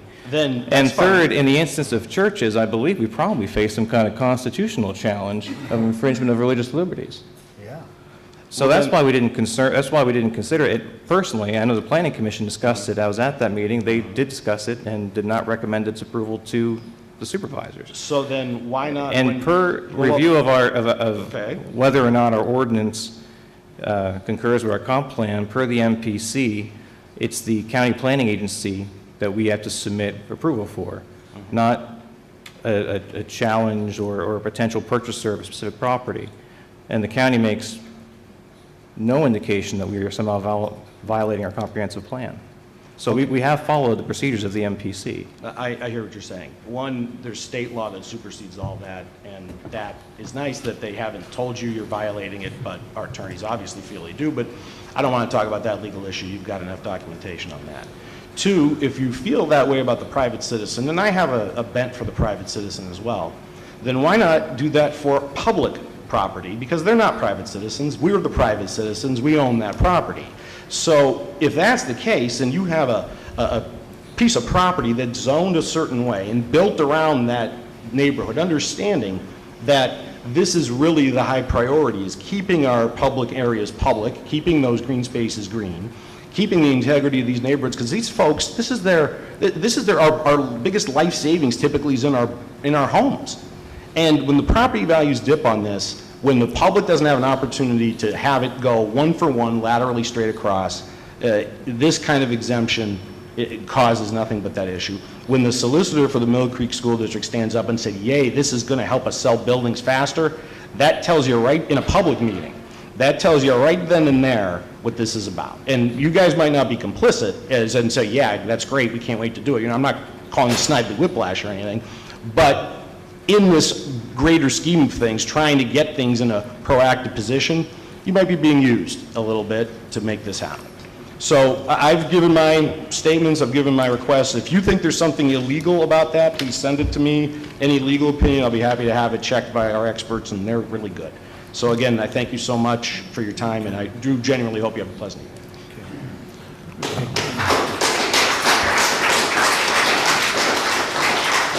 Brian, you wanted to say something? Well, I don't know if anybody else has any other. Okay, I thought you had something.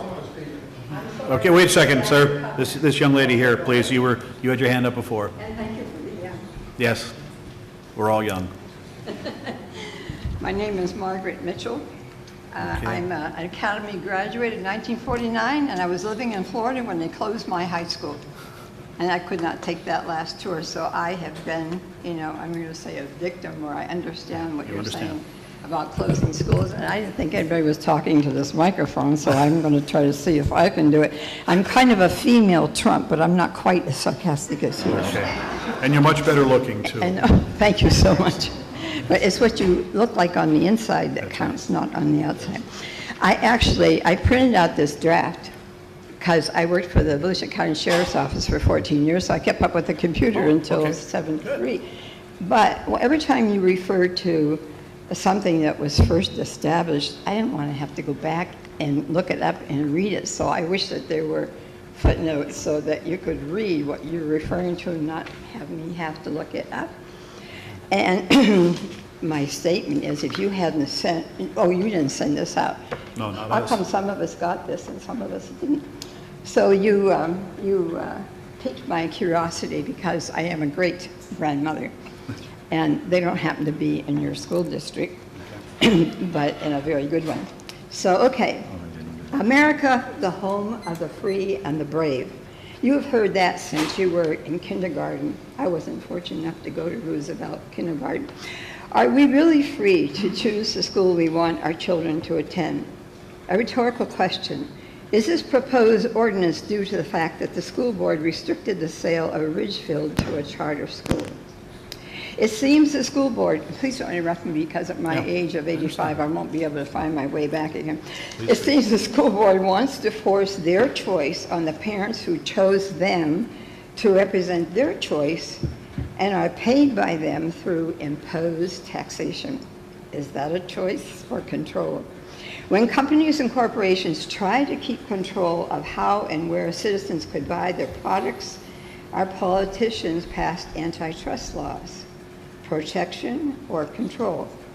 When sellers and their real estate agents didn't want to sell to certain people, laws were passed to help them prevent all buyers to live in any residential area they wanted to live in. Choice or control. When parents asked for more choice in the schools, they were told existing school districts would have to share funds with the other schools. Laws or ordinances are proposed and passed by our representatives to keep students in public schools. Choice or control. In a July 31st, 2016 Times news item, Ray Millcreek's legal fight, it avers, quote, the district rebuffed Montessori's efforts to buy the property at West 32nd Street and Highland Boulevard because it considers the charter school a competitor. Choice or control. Nationally, both political parties have said they believe in school choice, and charter schools are among them. If funds are taken away from public schools, that is a different problem for you to solve. If Millcreek Public Schools are the best in the district, then taxpayers will send their children there. Why be afraid of a comparatively fledgling school choice and keep them out in the cold by making them jump through hoops of new codes and restrictions with this, quote, adaptive reuse of non-residential structures code? Millcreek School Board has a reputation in the past for poor financial decisions. If a problem results, ask the voters what they want you to do. It's their money and their choice. And I'm glad you didn't interrupt me. Okay, can we have a copy of that there too, please? If you'd like, you don't have I don't want to walk up there because if I limp, then you'll know how old I am. Okay. to.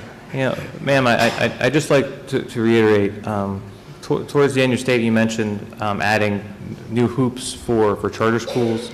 Like, again, this ordinance doesn't add more hoops for charter schools. A charter school can operate in Millcreek Township as a permitted use in any residential district. We're not making anybody jump through it any more hoops for a charter school. We're really not. The thing is, the articles from the newspaper, but I don't know how you can rely on the facts to have information. Oh, sure. I had attached to this. Yeah. It made it sound like this was coming up as a result of that. Yeah. Okay. Well, I understand maybe what the newspaper is trying to imply, but again, folks, I can tell you the school. The school being able to go back. This has nothing to do with Richfield and everything to do with Vernon Bay.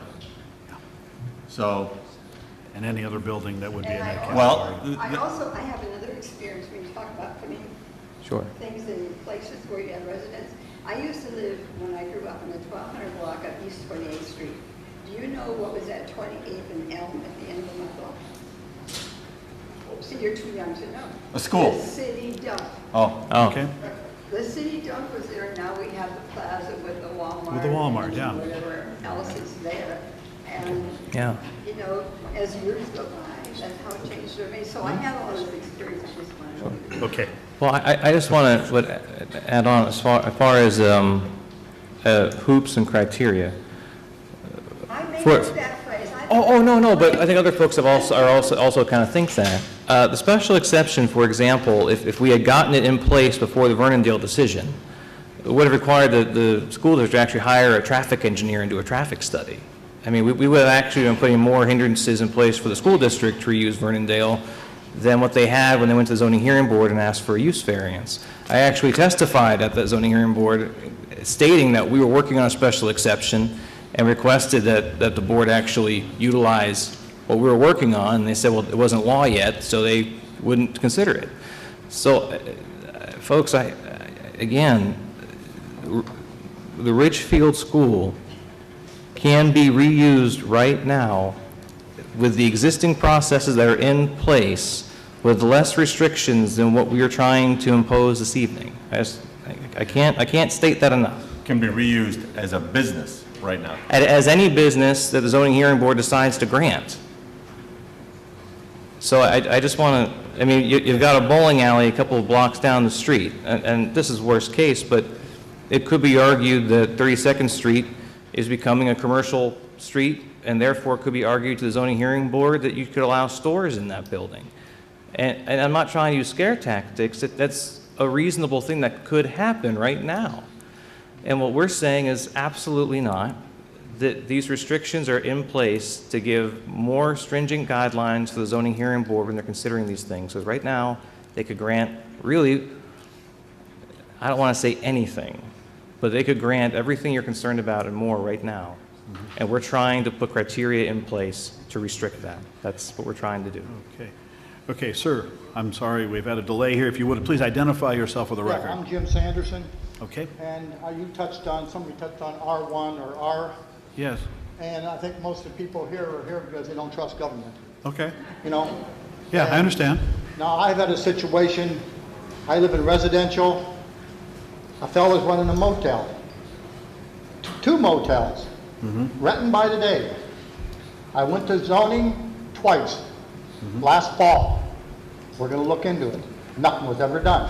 He books on the internet, and he's booked all summer long, all through fishing season. And he has right in there, minimum stay, 2 days. Now, that's a motel, and that's in resident district. 3 times this year, the police have been at this location, and last time, the woman officer from Millcreek said that he was getting a citation. Okay. Because we got to put up, we don't know who's coming in and out.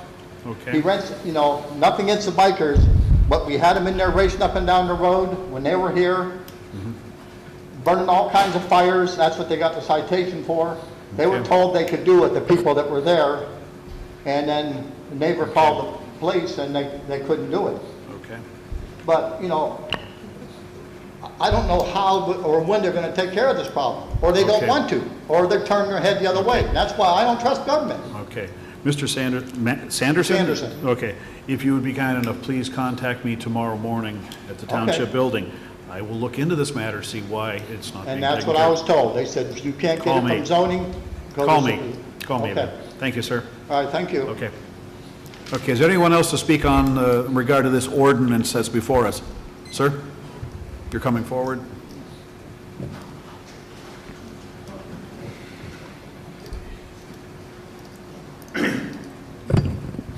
John Erickson, 3620 Sterretini Road. I just had a question on the initial paragraph. You say that it has to exist for, as a non-residential use for 5 years. Why did you choose 5 years as your minimum criteria for use? Was it,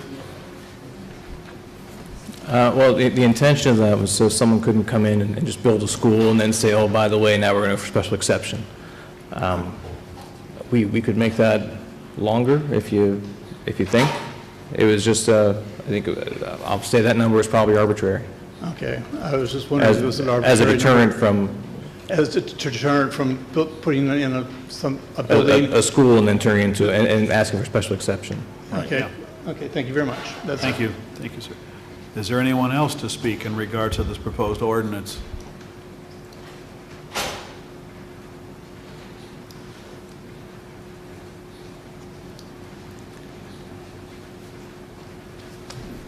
Is there a pen up there, sir? No. Okay, we'll get It's on the floor.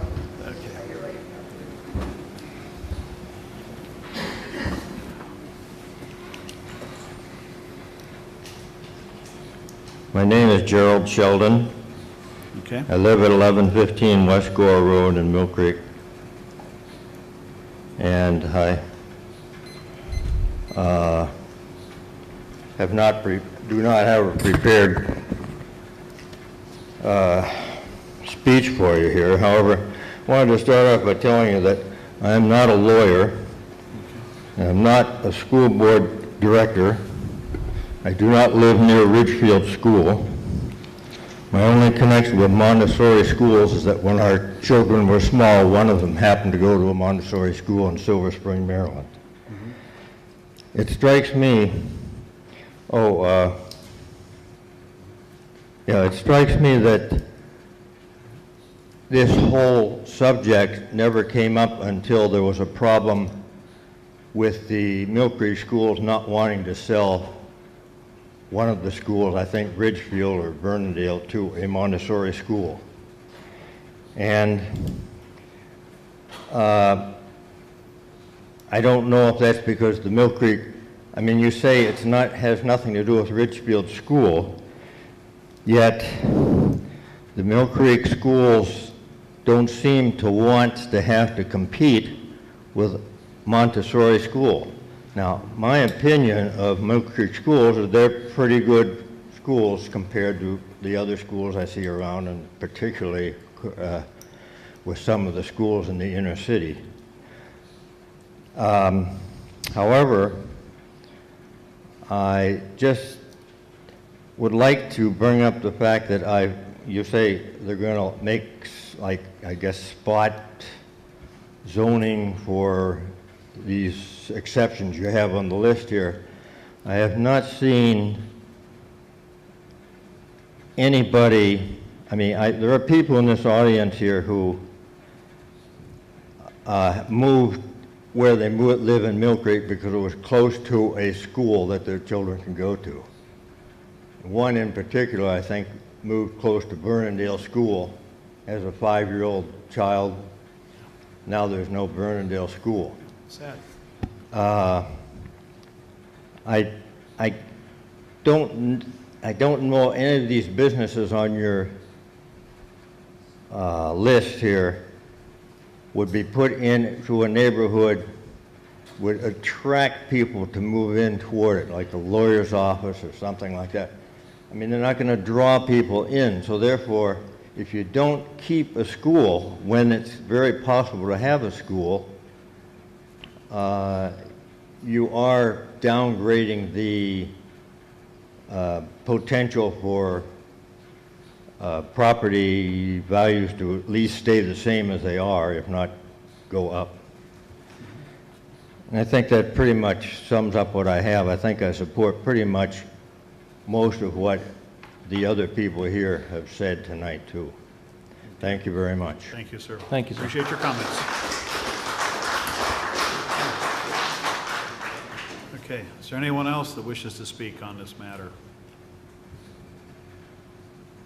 Sir, are you coming forward? Okay.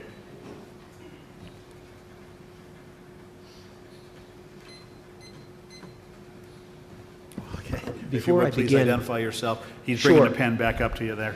He's got it with it. Well, actually, before I begin, I would like to ask permission to speak as I am not a resident of the township. Sure. Oh, sure. Okay. We appreciate it. I am here tonight on behalf of the Greater Erie Board of Realtors. Yes. And as an employee of the Pennsylvania Association of Realtors. With your name, please. PJ Manella is my name. Okay. And you're representing the group, or you just? Yes, I am here representing the Greater Erie Board of Realtors, and I am an employee of the Pennsylvania Association of Realtors Okay. on their behalf. Before I begin any further, I want to ask the question, because I don't know that I got a clear answer myself. Is pushing this, is what I heard, is pushing this down the road against the law? Is it against pushing, is delaying this from happening tonight against policy or the law in some way? I thought I heard that somewhere in the conversation. So if you guys were to table this tonight, it wouldn't be an issue. is what I'm asking. And the only reason why I'm asking that is because as the group that speaks for the voice of real estate in Erie County, we only learned of this about a week ago. And this is something that, if given the opportunity, we'd really like to take a look at and get a lot of input from the people who are the practitioners of real estate in the Mill Creek area, get their feelings on it, and bring it back to you guys in the form of feedback. And with all due respect, I understand that you guys have this on your agenda and you probably want to move on it tonight. But it's something that these individuals would really like to take a look at because for many reasons it affects what's going on with how they practice real estate. I want to say two things. As I'm listening to the testimony from the individuals and I'm hearing your responses, it's really a balancing act for real estate professionals, because I can tell you that they would certainly appreciate your efforts to protect their neighborhoods. They don't want to see their real estate values go down. They certainly respect the fact that you guys want to see, the integrity of your neighborhoods protected. And the second thing I would say is they might have an issue with private property rights, because I keep hearing that coming up.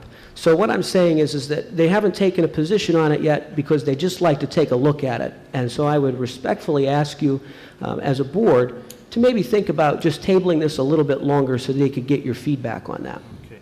I almost interrupted you, and I apologize by almost doing that there. At least I held back.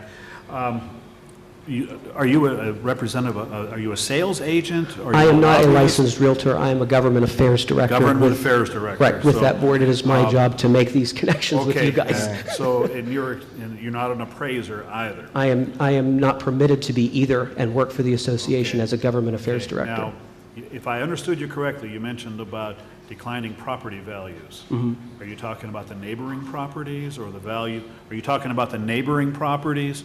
Any property in general. The idea is that no realtor wants to see any kind of property value decline. Okay? Right. Any kind of value. They want to see it. They want to see it go up, if anything. Of course, yeah. So that's. Okay. So you realize this is the second public hearing on this ordinance. It was publicly advertised a month ago with media coverage over a month ago. I understand that, and it wasn't. So I'm curious, while the Realtors Association wouldn't reach out to us prior to this meeting this evening, when it's been in the public discourse for the past 6 weeks. It was something that just came up on the radar, and I'll be very honest with you, I don't just handle the Greater Erie Board of Realtors, I handle 995 other members in 364 municipalities across northwestern Pennsylvania. And to reiterate what Mr. Morgan just said, there have been multiple TV segments, multiple newspaper articles. I understand We that. advertised. It's been on our website. I don't know what else we can do. All I was saying, I'm not looking for an arguing point. I was just making that a respectful request to you guys, and whatever you do, we will work with the decision, obviously, and we'll do what we have to do. But I was just throwing that out there as a respectful request. Thank you. Thank you for your comments, sir. Appreciate it.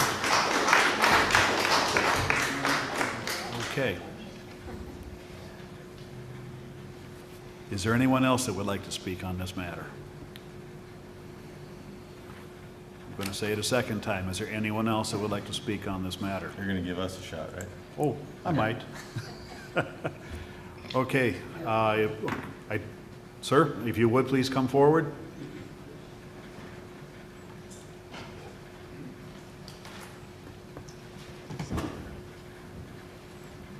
Please identify yourself for the record. Okay, a second. You could probably pull that microphone down too, I think. There we go. Thank you. Okay. My name is Gary Vare, Tyler Drive. I read your ordinance when it first came out on the website, and I think it's too restrictive, from my point of view. As a business point, I find it very hard, as this lady pointed out, how would you run a lot of those things that are permitted to use with that restrictive time frame? So I don't see where it's going to be a danger of putting in a strange business, a business going to abuse the neighborhood. I grew up and went to Richfield School. I grew up in the area. There are many different kinds of businesses throughout that whole area that would seem kind of shameful. There was a junk dealer who used it as a transfer station just on the edge of the playground. in other places around there. There was Lucky's Garage. There was, you know, full-fledged garage working there. Many other small businesses through that whole area. And the neighborhood changed and everybody survived in the school went in, and no one was in problem in the old cornfield that was there that became that subdivision. The other thing is, I'm not a lawyer, so when the lady from Pittsburgh talked about the comprehensive plan, and then she also said about the rush changing this thing, well, all of a sudden there's no blighted property. Why are you doing it? All I want to remind myself is that Brian spoke to me one time at a meeting here when I said, hey, let's keep the growth going. It wasn't the school district that got everything going, Millcreek Township, they were offered. Well, he said, well, look, we had unlimited growth. We didn't do any planning, and look at the mess we got ourselves in the stormwater management, which we're doing now, and all the things we've got to go through to do that. And I applaud you for getting this thing out now to avoid those kinds of problems. I think someone from another area might not be aware of our history, but I think she's wrong.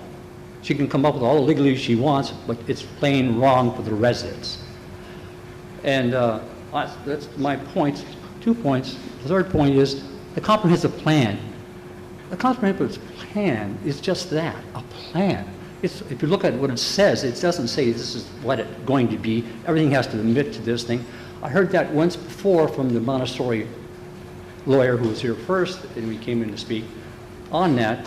And I still don't understand how that comprehensive plan became law, an unbreakable code written in stone. Could you correct me on that? I just want someone to explain. John, I guess that's your area now. How did that become from what you have all disclaimers on the website in the comprehensive plan to now something that's Commonwealth Court's going to face the jail? It's not. I mean, I think a recent op-ed or a recent opinion piece in the Times News discussed the city's comprehensive plan. At the time, the county plan director said that municipal comprehensive plans aren't law. They're not. I think they're actually more important than law, and I think she would agree, and she stated that in the paper. The point of the plan is to create a vision for your community. It's to create the goals and objectives that your community wishes to pursue, which is why we're updating our comp plan right now.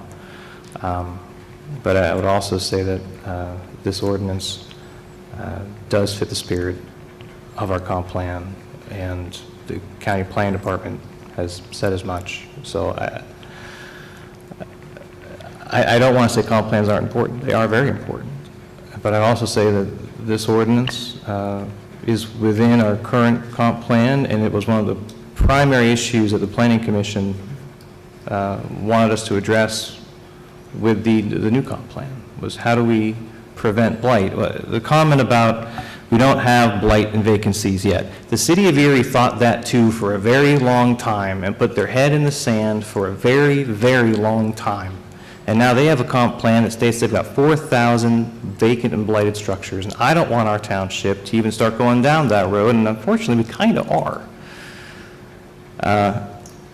So I got off topic there, but the comp plan is not law, but it does establish a community vision. But it does give you the vision, like the state of, I think in our current plan, I haven't read it in the last 4 years, but I think from memory, it said basically one big driver was green space. The state wanted green space, and that was a vision. It said we need a bit more green space, and I think we worked to that. But it didn't say how many green spaces we had to have per citizen, blah, blah, blah, blah, blah. So, you know, let's not make this thing, maybe she has in a Commonwealth Court, but from my point of view, as a citizen, and not a school director, that is just what it is, a vision, a guide, a helpful way to go. And so I'm in favor of this ordinance because it does become so restrictive that it would prevent a lot of things that we don't want in our neighborhoods, and allows us to have some growth. We do have to have income, we do have to have taxes to pay for all this thing. For my favorite thing was a $750,000 giveaway of my water expenses to Asbury Woods when we could have sold it. So I'm not one side of here, I'm both sides of the game, but this is, I think, is a good ordinance. I think you should pass it. I don't think you should hold it up for any reason, because this gentleman from the realtors area It's beyond belief. I read it in the legal papers, I read it on the web, I heard it on TV, I heard it every place else. There has been fair and reasonable exposure to this. Let's get it done one way or the other and move on. So that all these people out here can take their legal action for whatever they wish to do or applaud it and move Prop Dead Zero. Thank you so much. Thank you, Mr. Bear.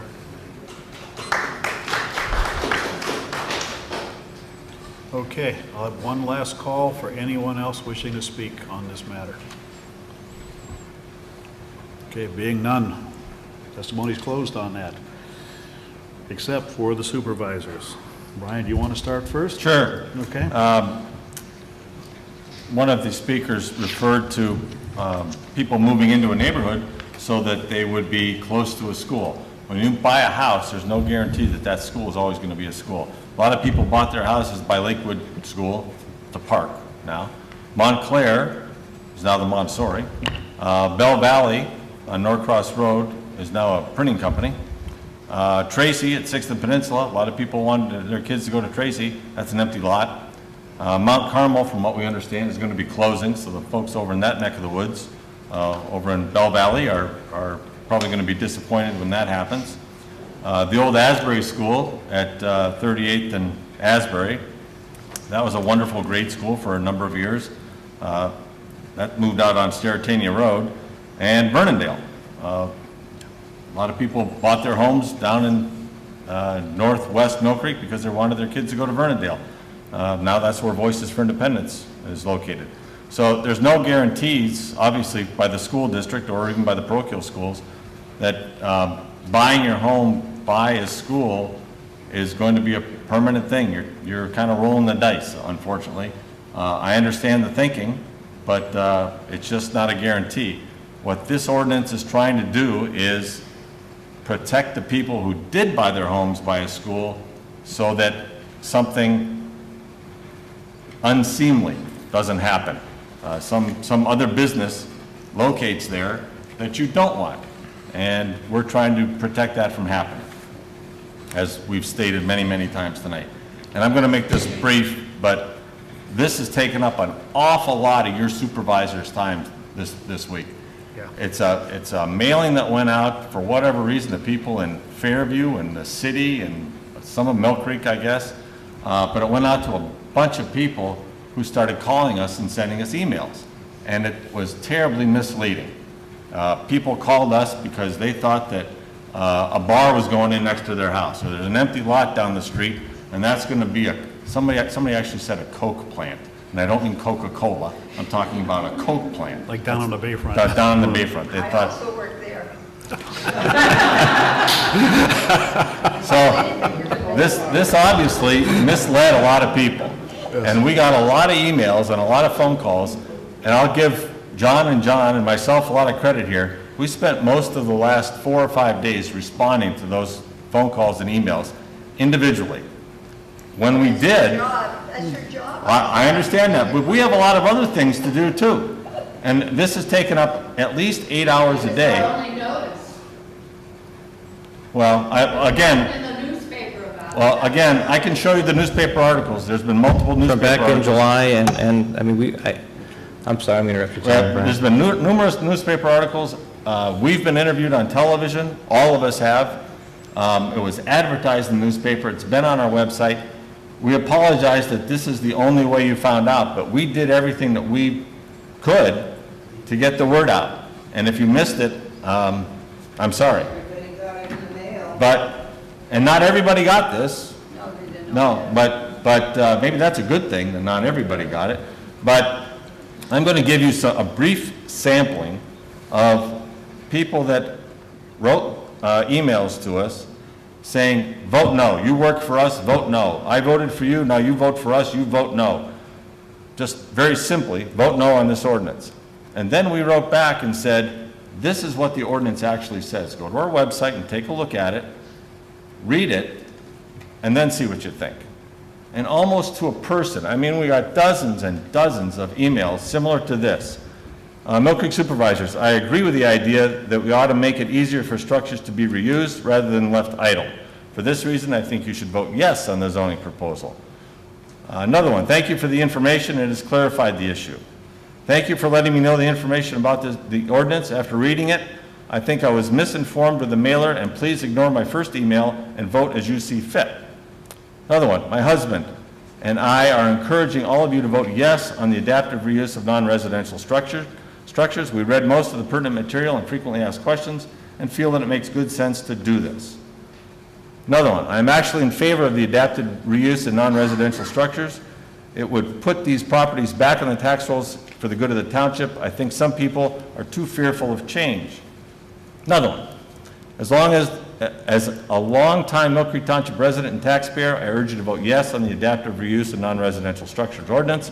I trust that our zoning board will make the appropriate decisions on what type of non-residential use would be permitted.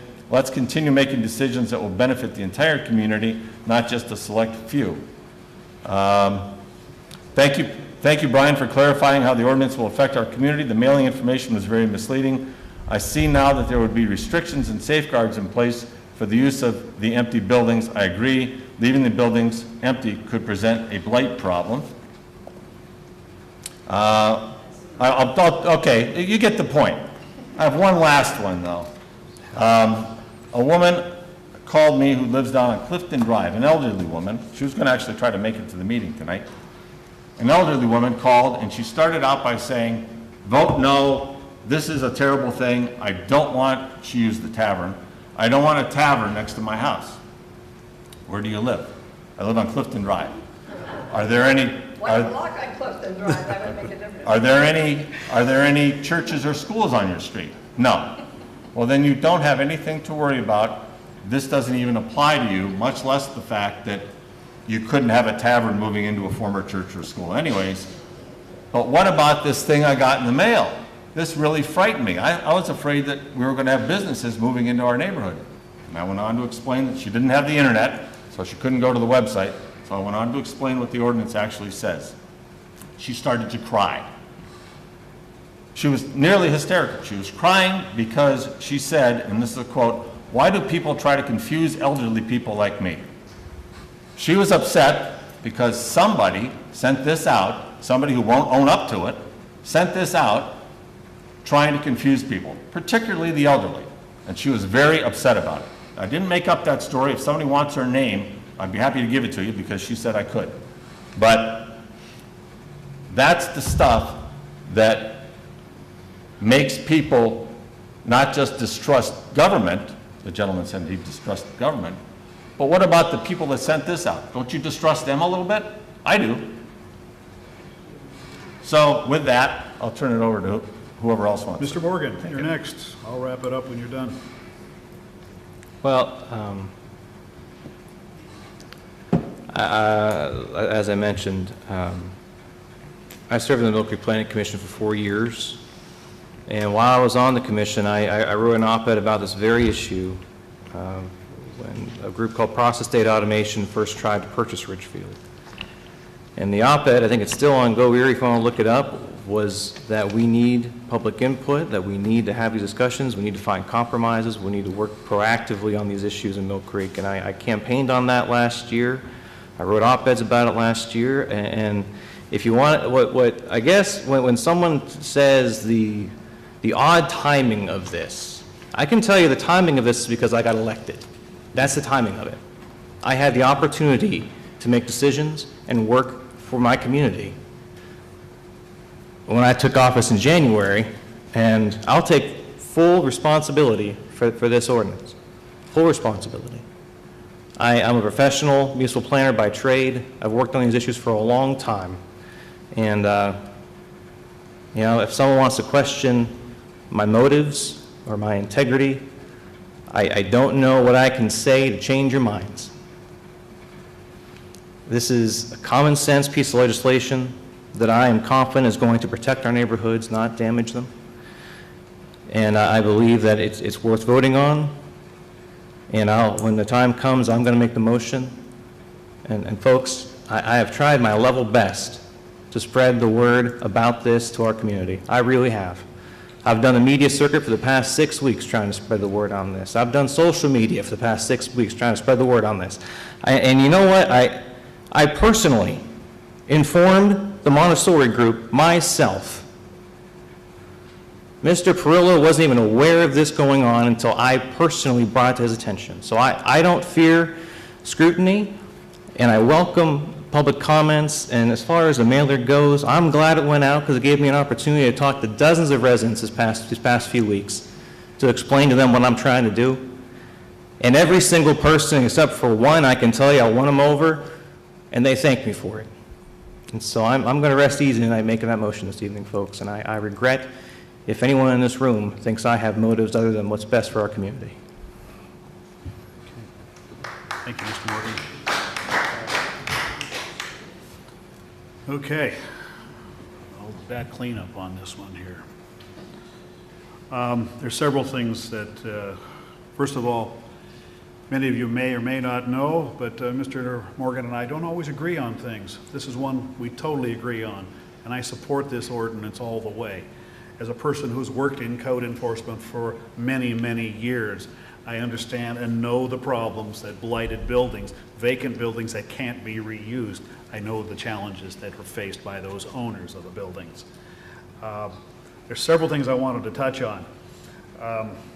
This right here, I think is probably one of the best pieces of fiction next to Alfred Hitchcock.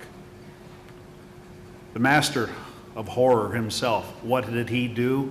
He wrote things in such a way that he didn't have to fill in the blanks. You did with your own mind based on your fears. That's what this did. I got to congratulate the people that wrote this and sent this trash out, okay? But it did something. It brought people here. It brought attention to it. Thank you for doing it, okay?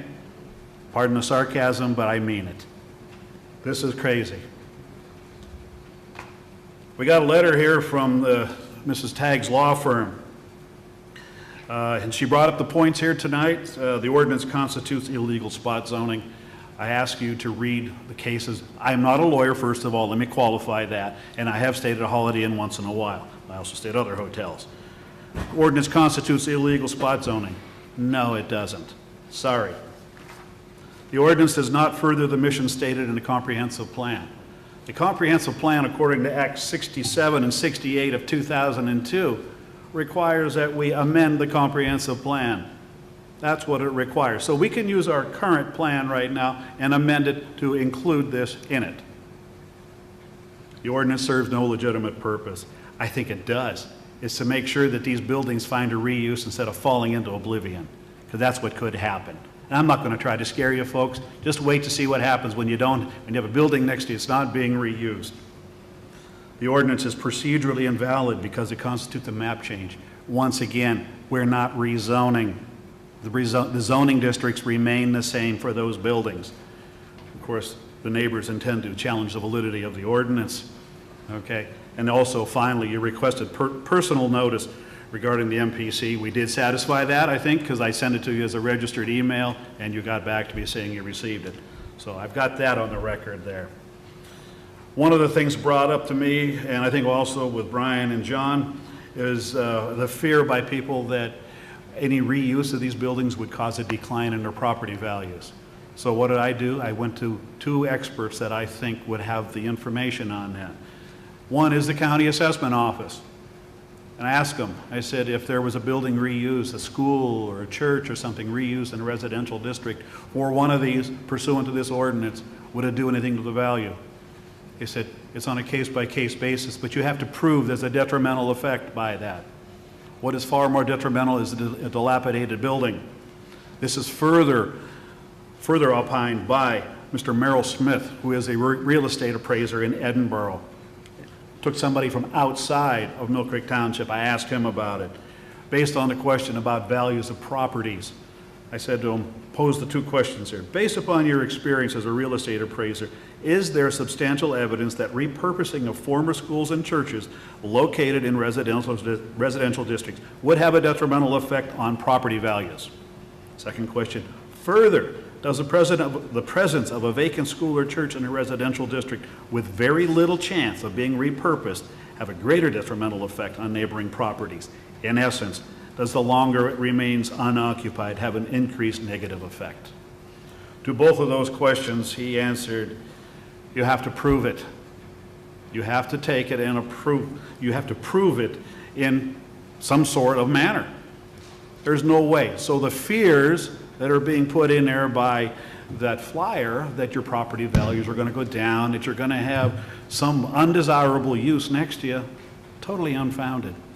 But what really is bad for you is a vacant building. Now, this is further added with insurance. Now, I don't know if any of you have had the experience of having a relative.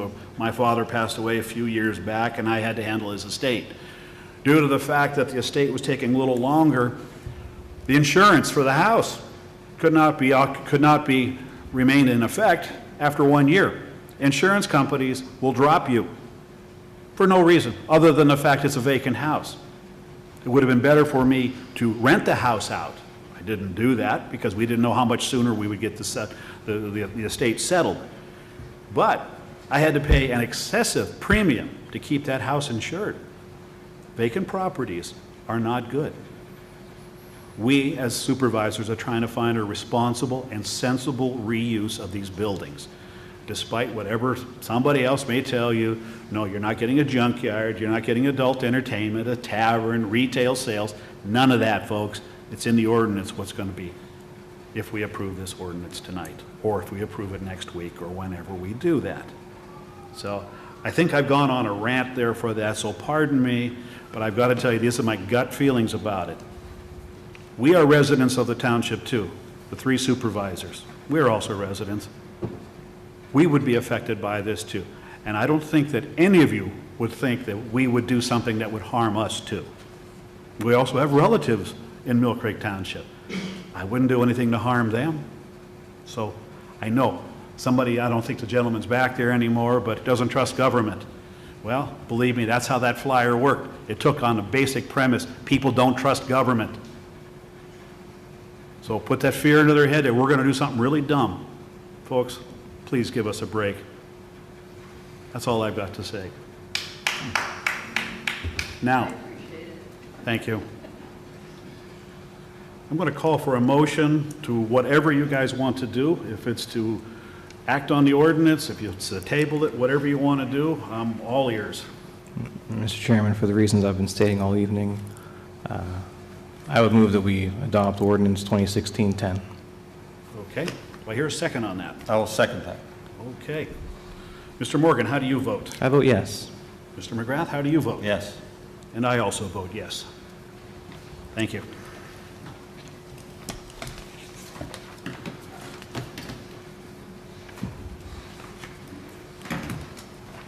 Our next action here is item number 11. We'll wait a second or two until the room can be cleared for people that are leaving. I'm going to ask that you keep the noise to a minimum in the back there. Out in the lobby, please. You can stay. Oh, yes, but you're more than welcome to stay. Please stay.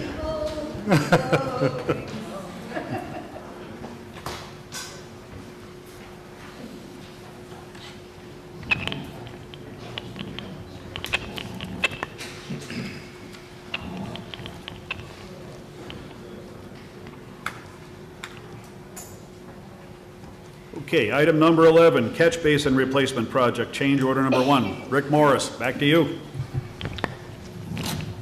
The original contract was awarded to Amendola Development on June 14th for $11,893. There were 6 additional catch basins that were encountered during the project that needed immediate action. Many of these were deep, larger pipe that our streets department figured it was better to have bid out and have a contractor work on this. So the total amount of the change order to repair these 6 basins is $5,450. Original contract amount $11,893. Change order number 1 is in the amount of $5,450. So the adjusted contract amount is now $17,343, and we recommend approval of change order number 1. Okay, any questions from the board? I'll move approval. Okay, do I hear a second on that? No, Mr. Morris, is this an increase in the overall contract price then? Is this beyond what was budgeted for catch basins this year? I don't have any information on the No, budget or it's where not. it I can comes tell you from. that it's not over budget. It still keeps us within budget. I'll second. Okay. Mr. McGrath, how do you vote? Yes. Mr. Morgan, how do you vote? I vote yes. And I also vote yes. Item number 12, financial security release for Sarah Reed Children's Center. Sarah Reed Children's Center is the developer. Mr. Morris. Present amount of security is $151,063, held by Erie Bank, number 1371. All of the improvements have been completed satisfactorily, and we're recommending release of the letter of credit. Okay. Any questions from the board? I'll move approval. Okay, do I hear a second on that? I'll second. Okay, Mr. McGrath, how do you vote? Yes. Mr. Morgan, how do you vote? I vote yes. And I also vote yes. Item number 13, sidewalk deferral agreement for St. Mark's Episcopal Church. Rick Morris, back to you. This is the same church in development that we spoke of earlier in the meeting, quite some time ago. It's for St. Mark's Episcopal Church on Route 97.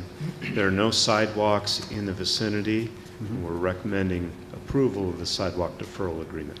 And that's a policy that we've had, and should there be sidewalks constructed, they will have to construct At their own sidewalk. expense. Right, at their own expense.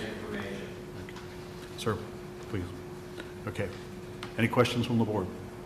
No. Okay. Do I hear a motion to approve? I'm listening to John Grow. Sir, please. Did you didn't make a motion, did you? I'll make a motion to approve. Okay, do I hear a second on that? Mr. Grow, I know we've got procedures here, but I am curious. Are you saying there are sidewalks in the area, sir? There are. Adjacent to it? State put them in, but they developed a lot on the corner. Mr. Morris, are you aware of any sidewalks? Not We have a adjacent photo. to this property, not in the immediate vicinity, no. Oh, you're referring to those. Oh, you're referring to the ADA crossings. Oh, Yeah, okay. that's not a sidewalk, no. It's considerably a distance south. Yeah, it's not connected right to that. Yeah, but what we're referring to is we'll grant these deferrals if there isn't an actual continuous sidewalk that's immediately adjacent to the parcel line. That's what the deferral's for. I understand. I Okay. understand what your referral's for, but I also understand that you guys don't follow all the rules all the time either. Okay, sir, well, Take that under advisement, sir. Thank you. Thank you. I will second the motion, Okay. Mr. Chairman. Mr. McGrath, how do you vote? Yes.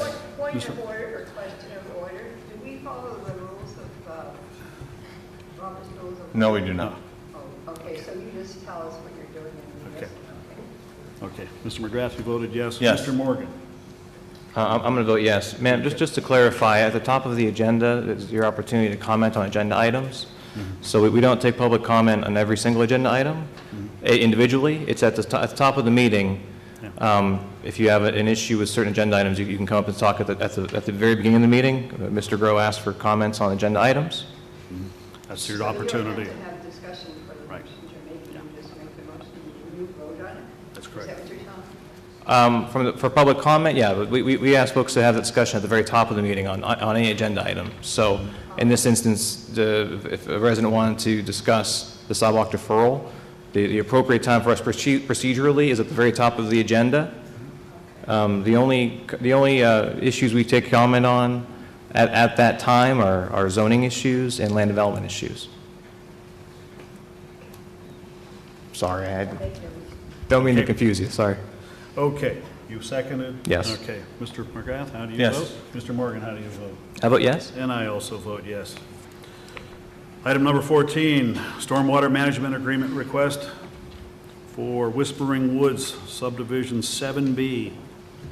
Developer Special Properties Incorporated agrees to own and maintain the existing flood detention basin, and this agreement is on the township approved form. We recommend approval. Okay, any questions from the board? Being none, I call for a motion. I'll move approval. Do I hear a second on that? I'll second. Okay, Mr. McGrath, how do you vote? Yes. Mr. Morgan, how do you vote? I vote yes. And I also vote yes. Okay, item number 15 is a July building construction report. These reports are available in the zoning department and are also, I think, later this week or maybe next week they'll be online. We had a total of residential construction, $1.6 million of construction value, and in the non-residential structures, $10.26 million worth of construction value, for a total construction value of $11,869,882. As I said, these reports are available. Just go up to the zoning office, or you can find them online here later this week. Communications, item number 16. Mark, do you have anything? No, I have nothing. Brian? Few things. From Gary Snyder, our Public Works Director, he'd like permission for himself and Joe Yatzer, the new head of the garage, to attend CoStar's training. That is the joint purchasing program put on by the state. This is a training and networking conference at the Clarion University on September 14th. There's no cost to the township, but they would need a vehicle, and I'll move approval of that. Okay, do I hear a second on that? I'll second. Okay. Mr. McGrath, how do you vote? Yes. Mr. Morgan? I vote yes. And I also vote yes. From Ashley Marsteller, our Director of our Parks and Recreation. She has a very long list of employees that she would like approval for the fall season. I would move approval of that list, and that also is available in the administration offices or the Parks and Recreation Department. Okay, do I hear a second on that? Mr. McGrath, I want to make sure these are all positions that were already budgeted for the year? Yes. There's no additions or Negative. amendments? Nope. I'll second. Okay. Mr. McGrath, how do you vote? Yes. Mr. Morgan, how do you vote? I vote yes. And I also vote yes. Anything else Okay, there, Brian? yes. With the recent retirement of the head foreman in the Streets Department, Gary Walters, it calls for some shifting of positions, and with that, there's an opening in the Streets Department for a foreman, a streets foreman.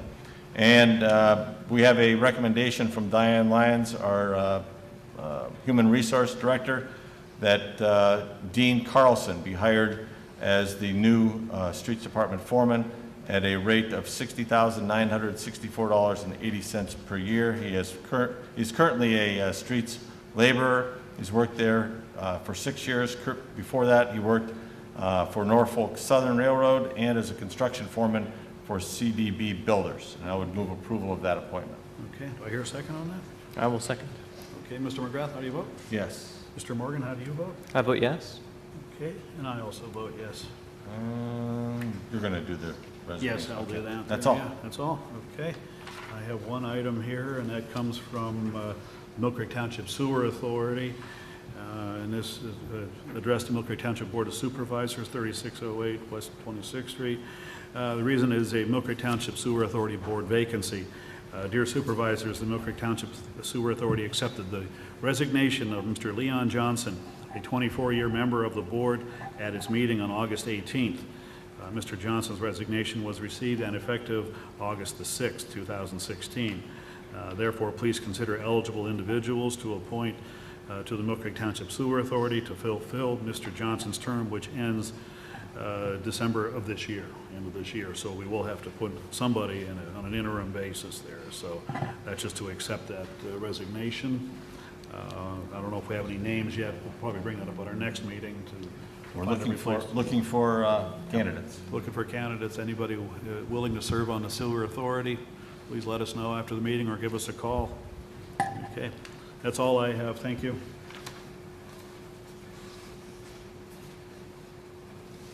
John, up to you. Gentlemen, I have a letter from Township Engineer Rick Morris requesting permission for Ann Sokol, the Assistant Township Engineer, and Mr. Morris himself to attend the October 6th Department of Environmental Protection Municipal Separate Stormwater System, also known as MS4 workshop in Pittsburgh. Workshop is designed to train staff on how to prepare the pollutant reduction plan and TMDL plan for the notice of intent permit application, which we're due to have in effect September of 2017. Registration fee is $50 each. Mr. Morris is also requesting the use of township vehicles, to use our meal per diem allowance, and also lodging for one night for both him and Assistant Township Engineer Ann Sokol. Gentlemen, I would make that, I would recommend approval of that, to approve the $100 in total fees, and I would also move to approve up to $200 each for lodging. Okay. That's a motion? Yes. I'll second that. Okay.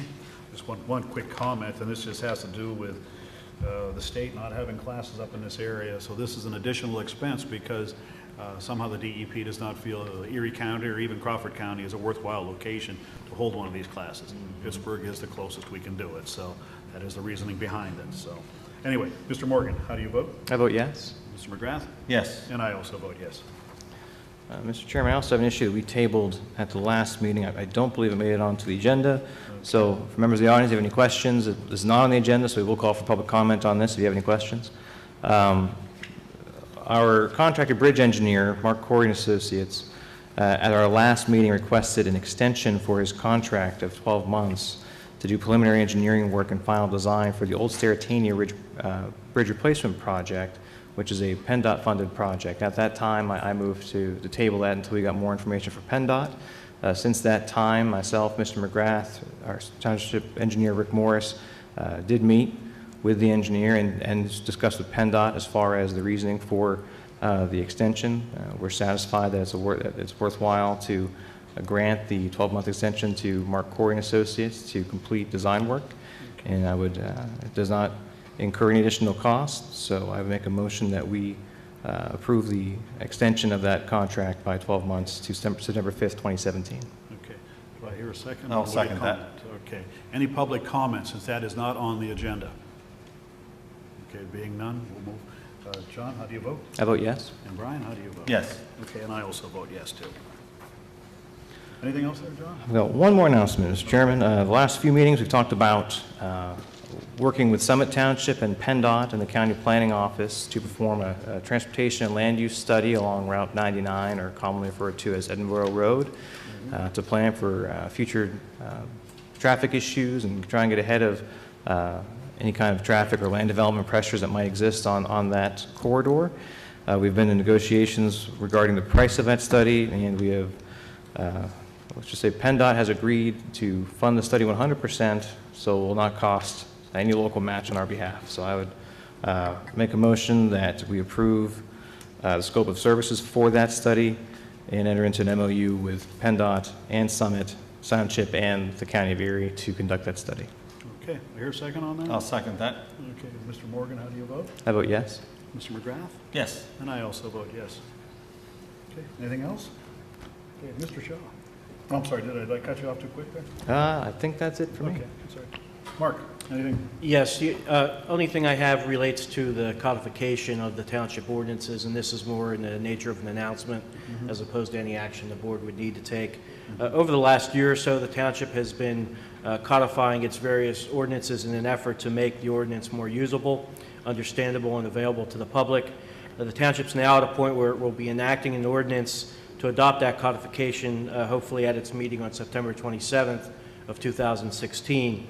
Adoption of a code of township ordinances is intended to organize into a single text all ordinances of the township. A code of ordinances should make it easier for everyone to identify and refer to the existing laws of the township. A codification is not conducted to change the substance of ordinances.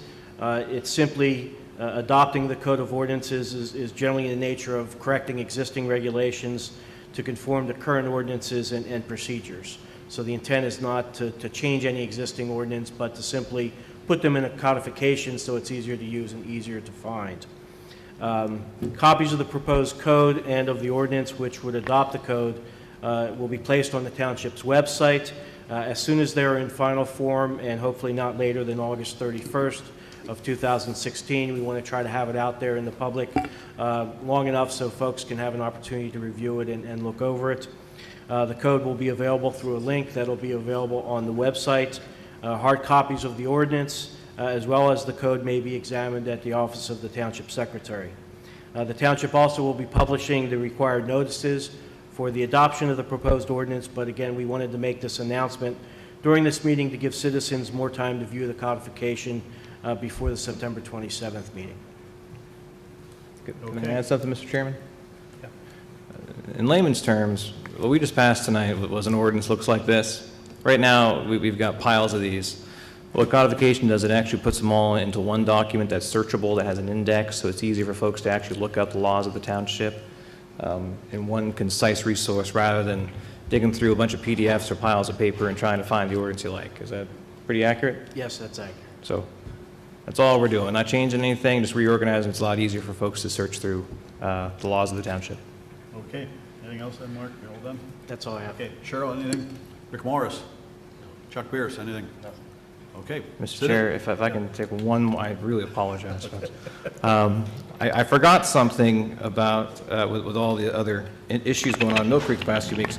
We are kicking off an update to our comprehensive plan, and we're kicking it off with a community survey. So we would like to hear from folks about how they feel about the township, how they feel about the services we provide, and also get some ideas from folks on what we should be looking at for the future. So if you want to go to our website, millcreektownship.com, it's all spelled out. In the upper right-hand corner, you'll see a link to something called Embrace Millcreek, which is what we're calling the plan. And the purpose of that is to have kind of a positive take on the future of Millcreek and invite folks to really get more involved. The one great thing about maybe the controversy this week is folks are very involved and really paying attention, and I'm really encouraged by that, so we can get more folks to go to the website, take the survey, and let us know what they really think. So again, it's millcreektownship.com. If you look at the upper right-hand corner, it says Embrace Millcreek. Also, if you want to check out this month's edition of the In Millcreek magazine, that's the feature article. The one thing that I did hear, there folks were concerned we don't have it, that there wasn't a hard copy for folks to fill out. So we have had our staff develop a hard copy. It should be out on the information desk this evening. If it's not, and you'd like a copy, I will personally go upstairs and print one out for you. But we'll have that available to township. We'll have available at township meetings from here on out too, if folks want a hard copy to fill out. So just wanted to plug the community survey. Okay. Sounds good. Okay, we're on item number 17, citizens to be heard. Sir, if you would please come up and identify yourself for the record. Although we know who you are, we still need to hear your name for the record.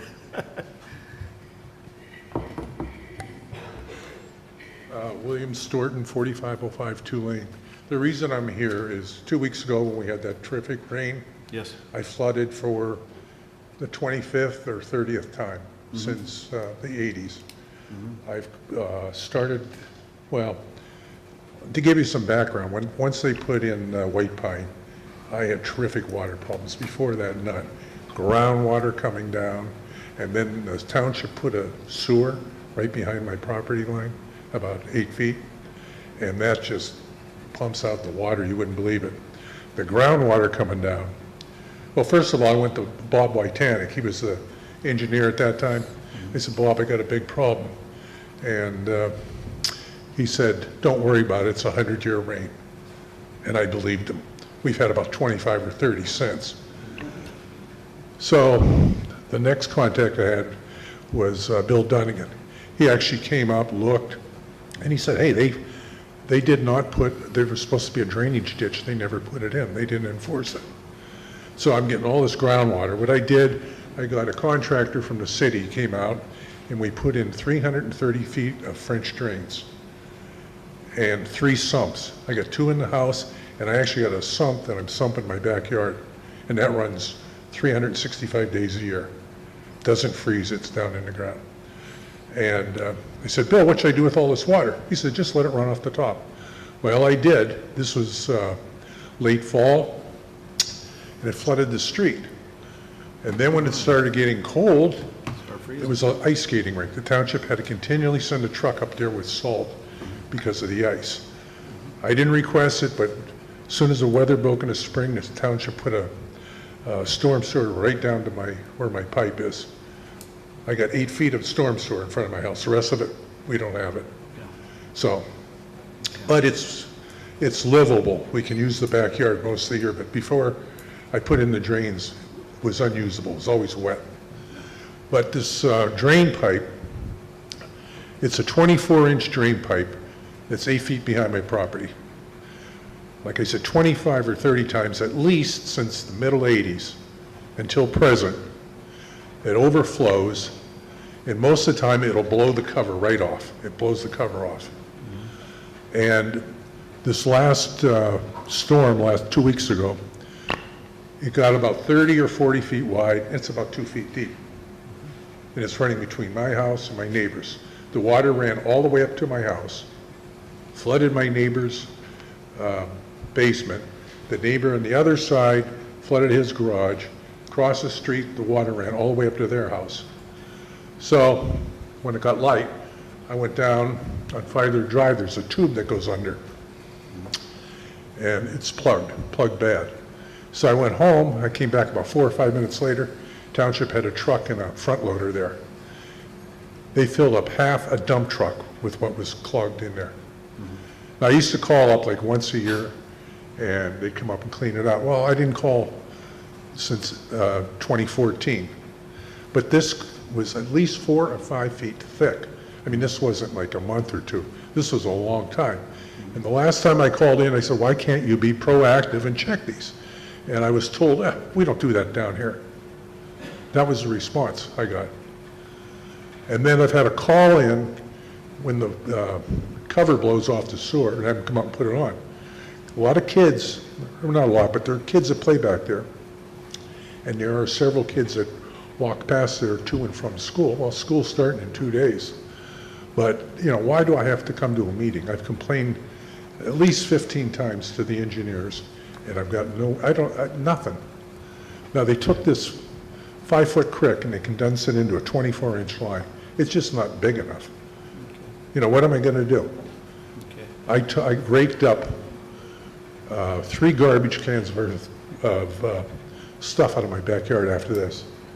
I don't know what, this is some of the stuff that's coming out of the sewer. I don't even know what it is. There was a lot of, you know, sticks and looked like, burnt wood. That came out too bad. I had 3 garbage cans full that I had to clean up. And this is something I have to do every time that overflows. My neighbor whose basement flooded, he said this was in the top 5 basement floods that he's experienced, because he gets it just like I do. But, you know, I don't know what the answer is, but we don't have storm sewers in front of our house. They stop, right, 8 feet in. But I mean, Bill, you probably know a storm sewer in front of your house wouldn't do any good. You need the storm sewer behind you. That's where the water's coming from, right? Well, it's coming down the hill too. The street? It's like, no, they changed the elevation when they right. put it. It comes from the white pine. Yeah. Right. Yeah. So the storm sewer out in front of your house would be after it got past your house. So well, you need it before it gets to your house. Well, something's got to be done the size of that tube. Just is not. I see Rick Morris making notes there, so we can check. Yeah, but I mean, I've had that before for 30, 32 years. Okay. The comment you made, though, Bill, about we don't do that, as Rick will attest, we have a very extensive list of trouble spots, we call them, where our crews, primarily the streets department, will go out and check to make sure, especially if there's rainy weather coming, to make sure that these trouble spots are maintained. That sounds like that's one that, if it's not on the list, it needs to be. Well, I mean, like I said, 25 or 30 times I've flooded. Yeah. You know? Okay. One time, my dogs were out when it let loose, and I had to go get them and carry them back because they're only this big. The water was 2.5 feet deep. They tried, and the current just swept them away. Okay. So, I'm I don't sure. know, get bigger dogs or what, but. After the meeting. No, it's getting, you know, I'm getting to be old, you know, to go out You don't want and to chase your dogs floating down the road, no. 8 hours of work cleaning this up all the time. Yeah. Bill, if after the meeting, if you'd see Rick Morris and he'll What, get. I've done that. I know, but Already have. does you have it? Do you have his number? Oh, yeah, I spoke to him. Okay. And it's on Well, the he's list. always It's on the nice, list, but I mean, okay. nothing's done. Yeah. That's Okay. the problem. Okay, thank you for your comments, Bill. Yep, please sign it.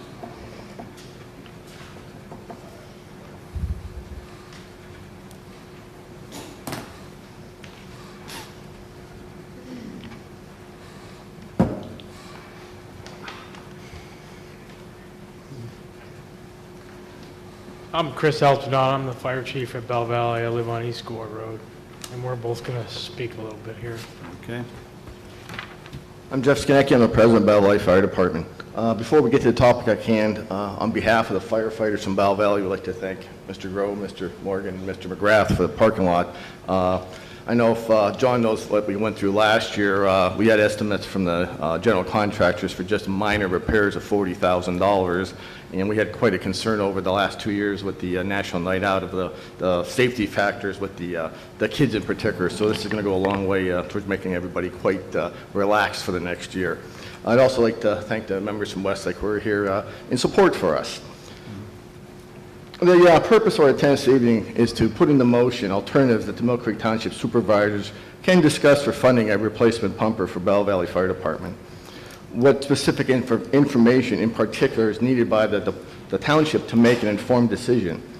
Bell Valley Fire Department is prepared to provide detailed information on costs for maintenance the past 15 years, projected maintenance costs for the future, the reality of repair or replace programs, the life expectancy estimates from the National Fire Protection Agency standards for age of apparatus, including frontline service, reserve status, and obsolescence. We also want to present our side of funding. This includes the size of the area we receive donations from versus the size of the area we respond to, our current budget, our indebtedness, the immediate needs of the facilities, including the structure itself, siren tower, antenna tower, roofing, other infrastructure such as sewer and water, and the major concern of how to fund some type of paid personnel system to allow adequate fire responses, particularly during the day. The fire department is also keen to the taxpayers' wishes. At the Township Water Authority meeting held several weeks ago, there was an almost unanimous support from residents throughout Millcreek Township that funding be made available for fire protection emergency services in general for all fire departments. All the fire departments in Millcreek Township know from past practice going back decades, and I do mean decades, 45 years I've been around before that, that asking supervisors for large financial support for an organization was seldom considered. And only recently has the thought process be changed by these three supervisors that dramatically changed the funding to Asbury Woods Partnership, which acquired the Brown Farm property as an investment in the future. We'd like to think that the fire service, and in particular the support for funding the pumper for the residents of Bell Valley and the rest of Millcreek Township, is not only an investment in the future of Millcreek, but in the safety and protection for the taxpayers of Millcreek, who depend on the fire service for not only their future, but perhaps their survival. We'd like to set a time frame for discussions to begin. This department is under a time constraint to get something in motion to solve this situation by June of 2017. Lastly, on August 12, 2016, this department was turned down by the Federal Assistance to Firefighters Grant Program, which would have funded 95% of a new pumper. We have no alternatives left except to ask the township for considerable financial support to replace the obsolete equipment. Thank you. Okay, Mr. Stanicky. Just have a couple things to add. Likewise, we appreciate your help with the parking lot. We had two incidents. This is serious business. I know Mr. Morgan said he can sleep well because of the way he felt about that vote and all that, but the firefighters, and I hate to say it, the residents of Millcreek Township can't sleep well, and they should be very alarmed at our situation over there. We had an alarm on June the 7th when the 1987 pumper did not start, so we had to take the ladder truck, which is not set up for a fast attack on a fire. We were going to a multi-residential apartment building. Ended up being nothing. Fast forward 2 weeks after that, June 28th, we went to a reported house fire with people trapped on Appleman Road. The pumper, the 1992, made it 1 block from the fire station. It's a working fire with people trapped. And they got out, thank God it was 1 block away from the firehouse and not halfway to the call. They got out, ran back, got into 1987, made it to the scene. There was nobody trapped. All residents were self-extricated. It was a working fire. We had pretty good involvement. So this is serious business. I am charged as the fire chief to do what I can do, because if something goes wrong and it's going that way, that I need to know at night when I go to sleep that I did all I could do to stand up for the Millcreek Township residents. I live in Bell Valley. I've been at Bell Valley for 27 years, and you know, if I didn't care, I wouldn't be standing here. We calculated the members did 1,900 some hours worth of calls last year out of their own time, and we're just asking for help. We're at our wits' end. Our backs are against the wall. We're not looking for a grudge match, nothing like that. We're just looking for cooperation and some kind of guidance of how to go about doing this. Both these pumpers were both refurbished on grants, exceeding a little over 100,000 each. So it's not like we haven't tried to keep them going as long as we could. 25 plus years old. We have an issue right now with one of them. We have 2 broken windows in it. The back windows don't roll up. The tank leaks. The 1987, the primer oil leaks. We just, they're sinking ships, and they're nickel and diming us, and as an investment, it would be an investment for them, like Jeff said, for the Millcreek residents. I mean, this is, I know, I mean, I understand all these ordinance and all that stuff, but I mean, this is serious business, and I really don't want a disaster to happen. We're doing our job. You know, we're glad to support the Millcreek Township supervisors and the residents, but we need help.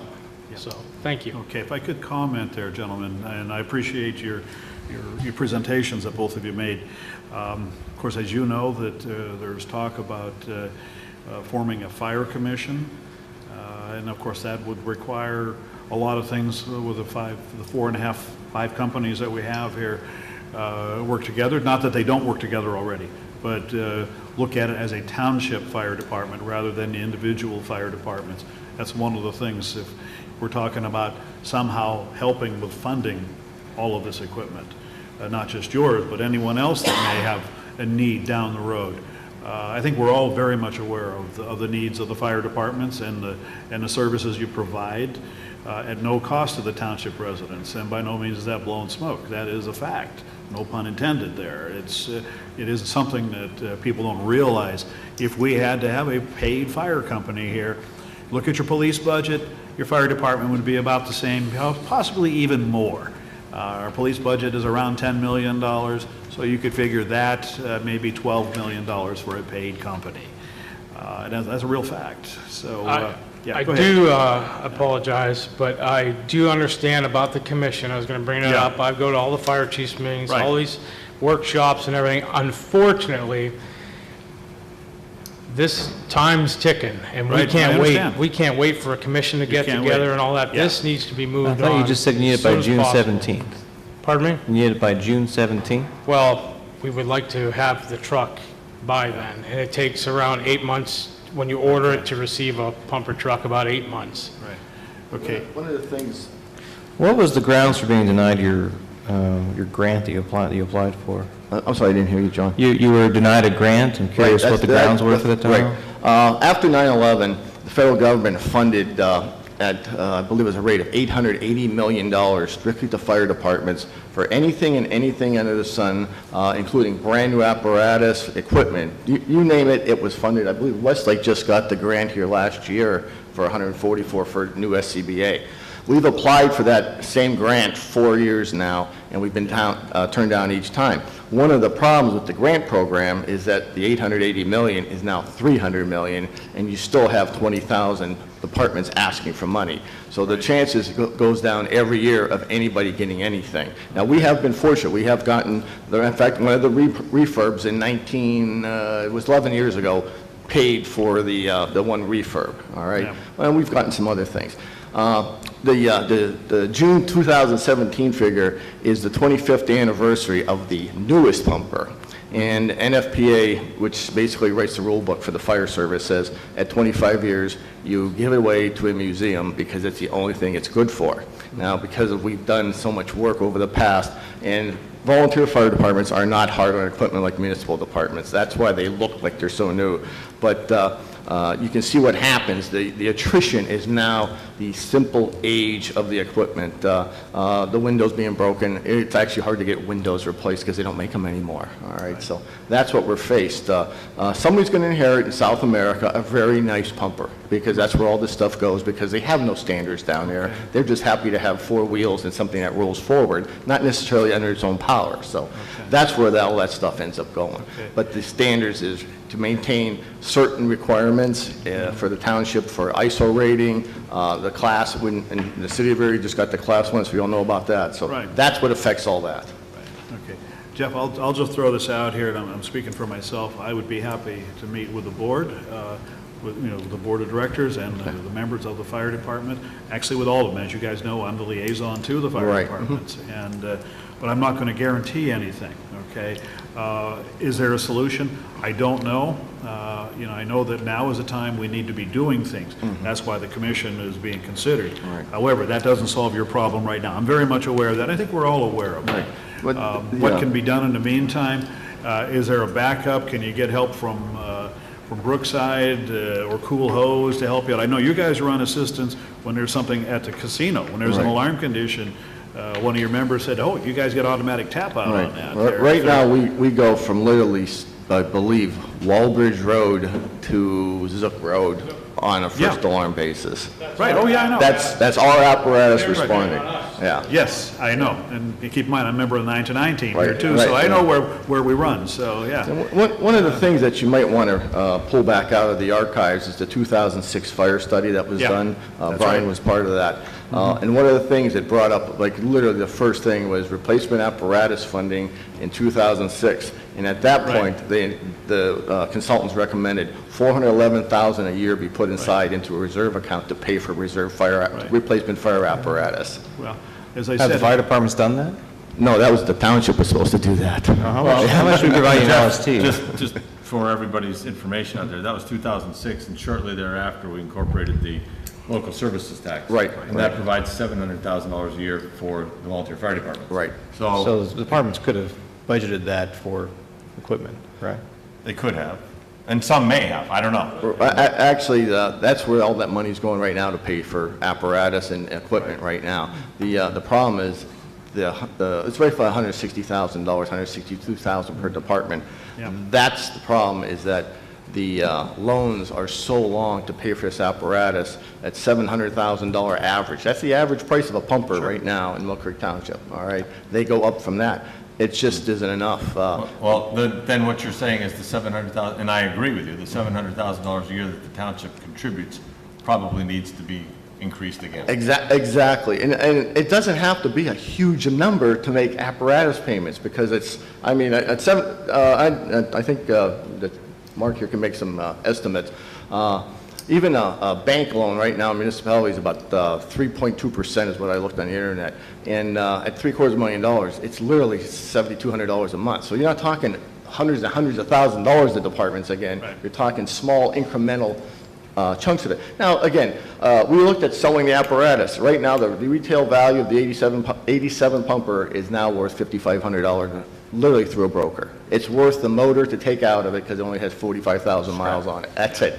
So it's better to send it to a museum where a collector might pay you more. So. And if I maybe do a little ad-libbing for all the fire departments as far as donations, I think the highest is Kearsarge. It may be 32% of the residents actually donate money, and of that, there's a clear majority of them are senior citizens. Right. The older people. The old people, the old timers, pardon the expression, they're the ones that really care about it. Not the young people don't, but what this does, it shows that we need to think of creative ways of helping you guys out. Right.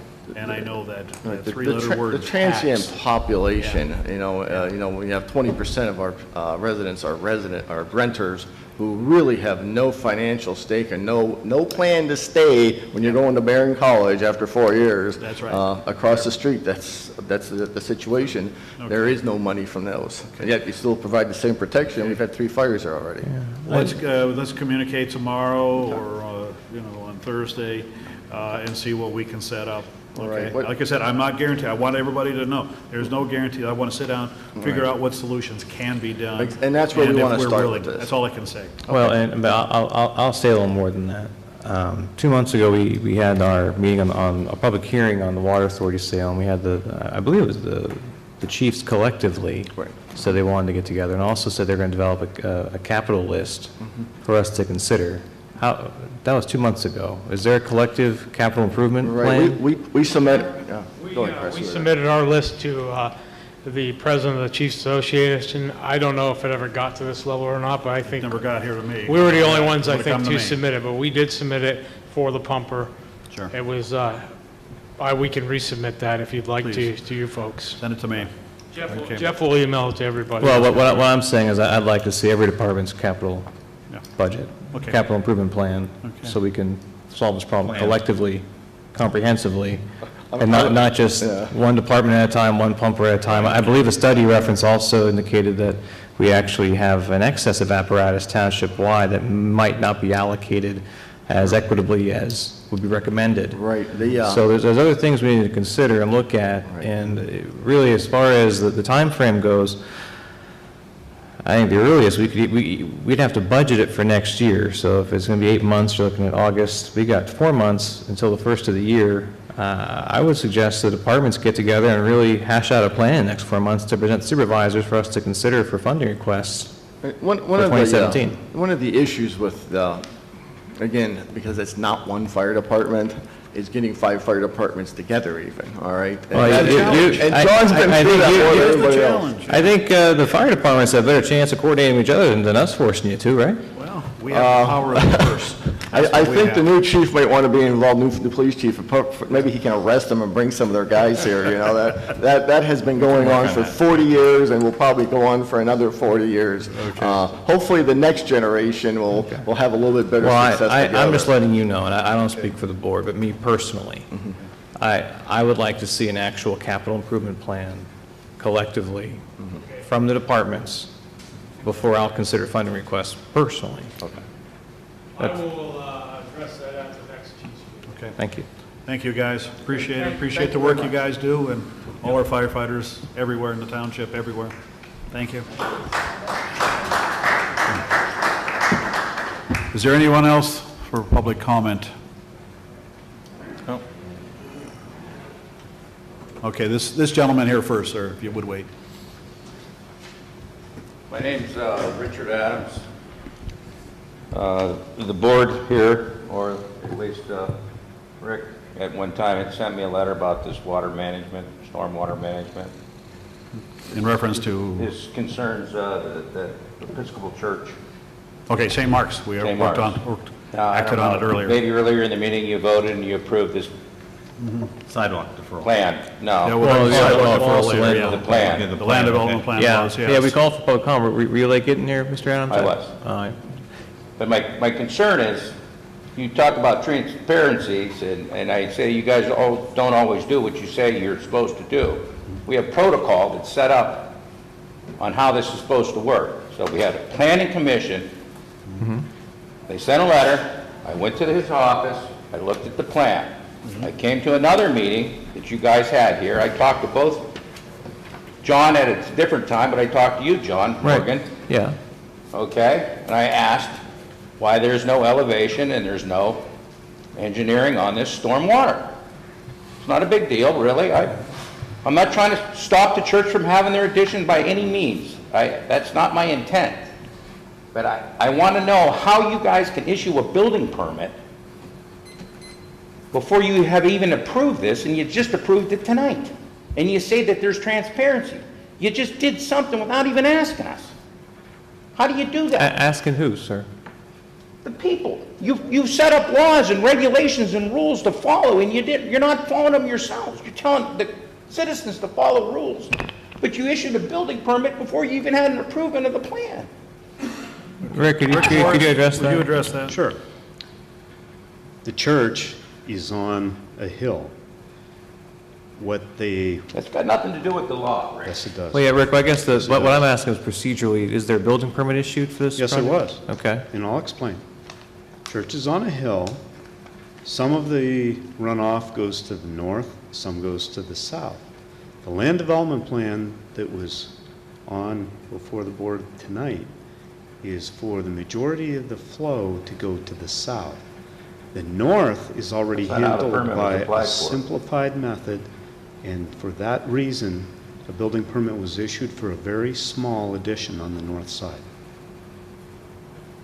Two separate projects. Correct. In essence, yeah. And two different waterways.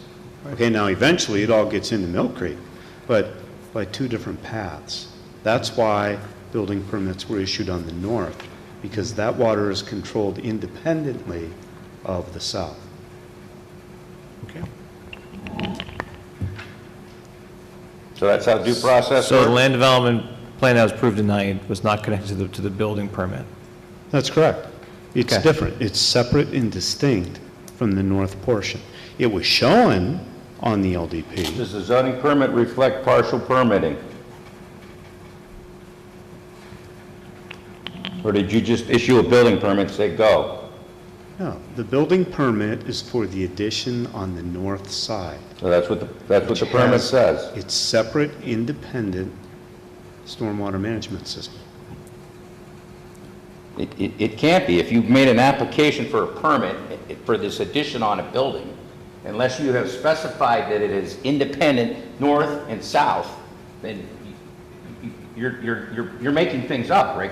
You can't do that. No, I had a building inspector check it today. He called me at 2:33 this afternoon, just to be sure, in case you contested it. There is nothing going on the south side except he's removing some, I guess, How is the aluminum building siding. permit applied for? If you're not going to follow the due process of the laws that you create, that you stand up here and broadcast to us, the citizens, then how are we supposed to know that you're going to do the truthful thing each and every time? Because that's not happening here. All due process was followed.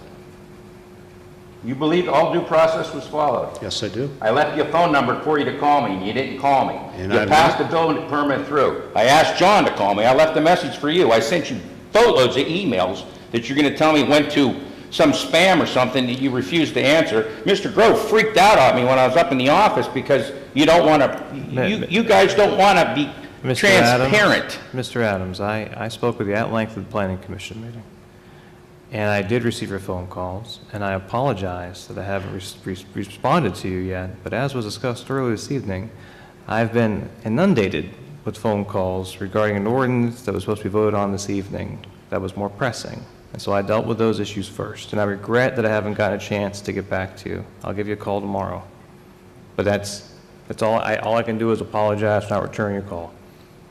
I've had dozens of other calls in the past. This isn't just a week week. and a half. This has been going on for 2 weeks. You called me last week and left me a voicemail. And I've got it on my list to give you a call back, sir, and I apologize I haven't gotten to it yet.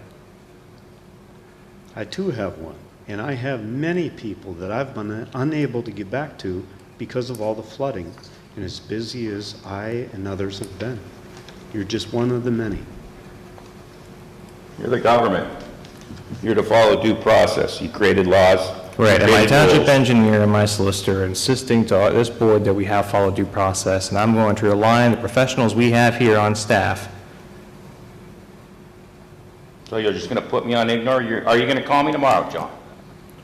To Or are you discuss just what, gonna Mr. say- Adams? We can discuss You- what you you'd like to just told me discuss you were right gonna now. call me. What would you You're like to gonna call discuss? I'm available right now. What would you like to discuss? This issue at hand. We just discussed it. Did you issue the permit? The engineering department issues the permit. The engineering and zoning departments Now, issue the Rick, permit. now here, see, I came into the office and Rick says, all this stuff gets approved by IMG or Hill Engineering. Okay, I'm going to give you about another minute there. Your 5 minutes is up, but I'll give you one more minute there, Mr. Adams. So where was all that paperwork when it was brought before the planning committee? The reason why Hill Engineering is involved is because the say land one thing, you're development doing another. plan has a larger area for stormwater management. The north section, which has been approved and the permit issued for, is one that I handled because it's under 5,000 square feet. In fact, it's only about 600 square feet. It's very small. But they're building the pond for that and a possible future building addition. But there's already illegal stormwater on the project that you're supposed to be enforcing the Stormwater Act, which you guys refuse to do. No, You just- that is why you they give are us this, before us. We don't care, or, well, I'm here to discuss it with you now. Well, I'm here to discuss it. And I want to know why. The damage is already done. There's a gentleman in here that's already been flooded, and you guys are just, it's a cop-out. Mr. Adams, as I understand it, the portion of the property you're concerned about that heads in your direction related to the pavement area that was expanded by error, as I recall, is this the church that? Yes, it is. Where they overpaved it and didn't realize Yes, it, and is. now And nor did we. they are, after the fact, fixing that problem by submitting a stormwater management plan, which, because of its area, has to go and be approved by a third-party engineer, which is Hill Engineering. That is separate and apart from the building permit issue that Rick was And addressing. that's how the permit was applied for. Regardless of how the permit was applied for. Yes, it does matter. See, I'm in the building business for 20 years. In terms of a building permit, the area that's holding up the building permit related to the stormwater related to that permit and related to that building. That's what Rick says has been addressed. This other issue is related to fixing a problem that went undetected and is now being fixed. It is a separate issue, and that is the stormwater management plan that is currently being reviewed, which I believe is what you have the concern about, because that's where that water's heading in your direction. I don't believe the stormwater in the other area is heading in your direction. It's heading in a different direction. That is correct. So from your perspective, your focus frankly should be on the stormwater plan that Hill's now reviewing. And You've already passed this. We have not passed the Read your stormwater agenda. plan. What did you pass? We adopt the land development plan contingent on approval of the stormwater plan by Hill Engineering. So the stormwater plan is still contingent. Oh, a building permit's been issued for the north side. There is no building permit associated with the land development plan we voted on this evening. Is that correct, Ray? That is correct. Okay. So you still have an opportunity to review the stormwater management plan and make sure that it comports with the requirements of But the see, the only way I ordinance. get this information is to pry it out of you, because the transparency isn't here. We- I asked him about it. I would disagree with asked- you, sir. We talked about this at the last meeting. That's right, and I asked where the elevations were, and what you told me and I you didn't have explained any. it. Okay, I'm I explained it to you at that time, that there was Where going were to the be a elevations separate at the last stormwater meeting? management plan. Okay. It's all It hadn't been hearsay. submitted at that time. Okay, It's hearsay. Okay, I think this communications are done right now here, sir. I appreciate your If it's a comments. piece of paper and you don't Okay. produce it, it's hearsay, John. Okay, I think this communication is done now. Thank you. Sir, you had a comment for the board. Please come forward. Please identify yourself for the record. Sorry. Once again, John Erickson, 3620 Serotonia Road. Yes. I'm calling about the stormwater issue. Once again, I don't have every 25 times in the year, but every 5 years, it seems to be fairly regular. Since the development of the properties above 38th Street between Lancaster and Falmouth, 38th to 43rd Street, all that property that used to be empty lots has now been developed into single-family residence. Not recently. Not recently, No, but I mean, within like the 30 or 40 years ago. last 20 years, yes. Before I started working here, so that's Okay, well, 35 or 40 years ago. that water from that area flows down through a stream that goes underneath 38th Street and then underneath Stertania, and then down through the back of our properties. Last 2 weeks ago, we got 7.5 inches of rain in our neck of the woods. And once again, that overflowed at the corner of Hastings and Aberdeen. That tunnel that was put in 40 years ago, upstream from Aberdeen, was improperly installed at that point in time. But we've been having issues with that creek that's behind our properties. We've asked you to come out and take a look at it, and no one has. It caused a 200-year-old oak tree to fall on its side, and we'd really like somebody from the township engineering department. 5 years ago, they put up a grate in front of the storm drain in front of Aberdeen. The area around both sides of that grate have now been eroded out because the grate was only 5 foot wide. The area now is closer to, I'll call it 8 to 9 foot. So the grate is not serving its function anymore. And it's not been maintained or cleaned up as we would like at least once a year. Okay. We can't burn it because of the burning bans. So we're sort of out of luck here controlling the water in the back of our property. I don't have a major issue because I'm at a higher elevation on Sterrettania. The back of my property does flood and it becomes a pond when this occurs. And it's all my neighbors down on Aberdeen that really get affected by this storm drain.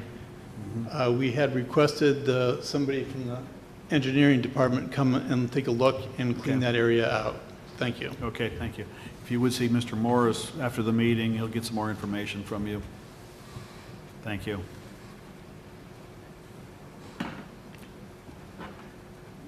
Is there anyone else that would like to speak? Under citizens will be heard. Okay. Being none, I'll call for an adjournment of the meeting at 9:59. So moved. Okay. We're out of here. Thank you for your attendance. You're watching the Millcreek Government Channel, powered by WQLN Public Media.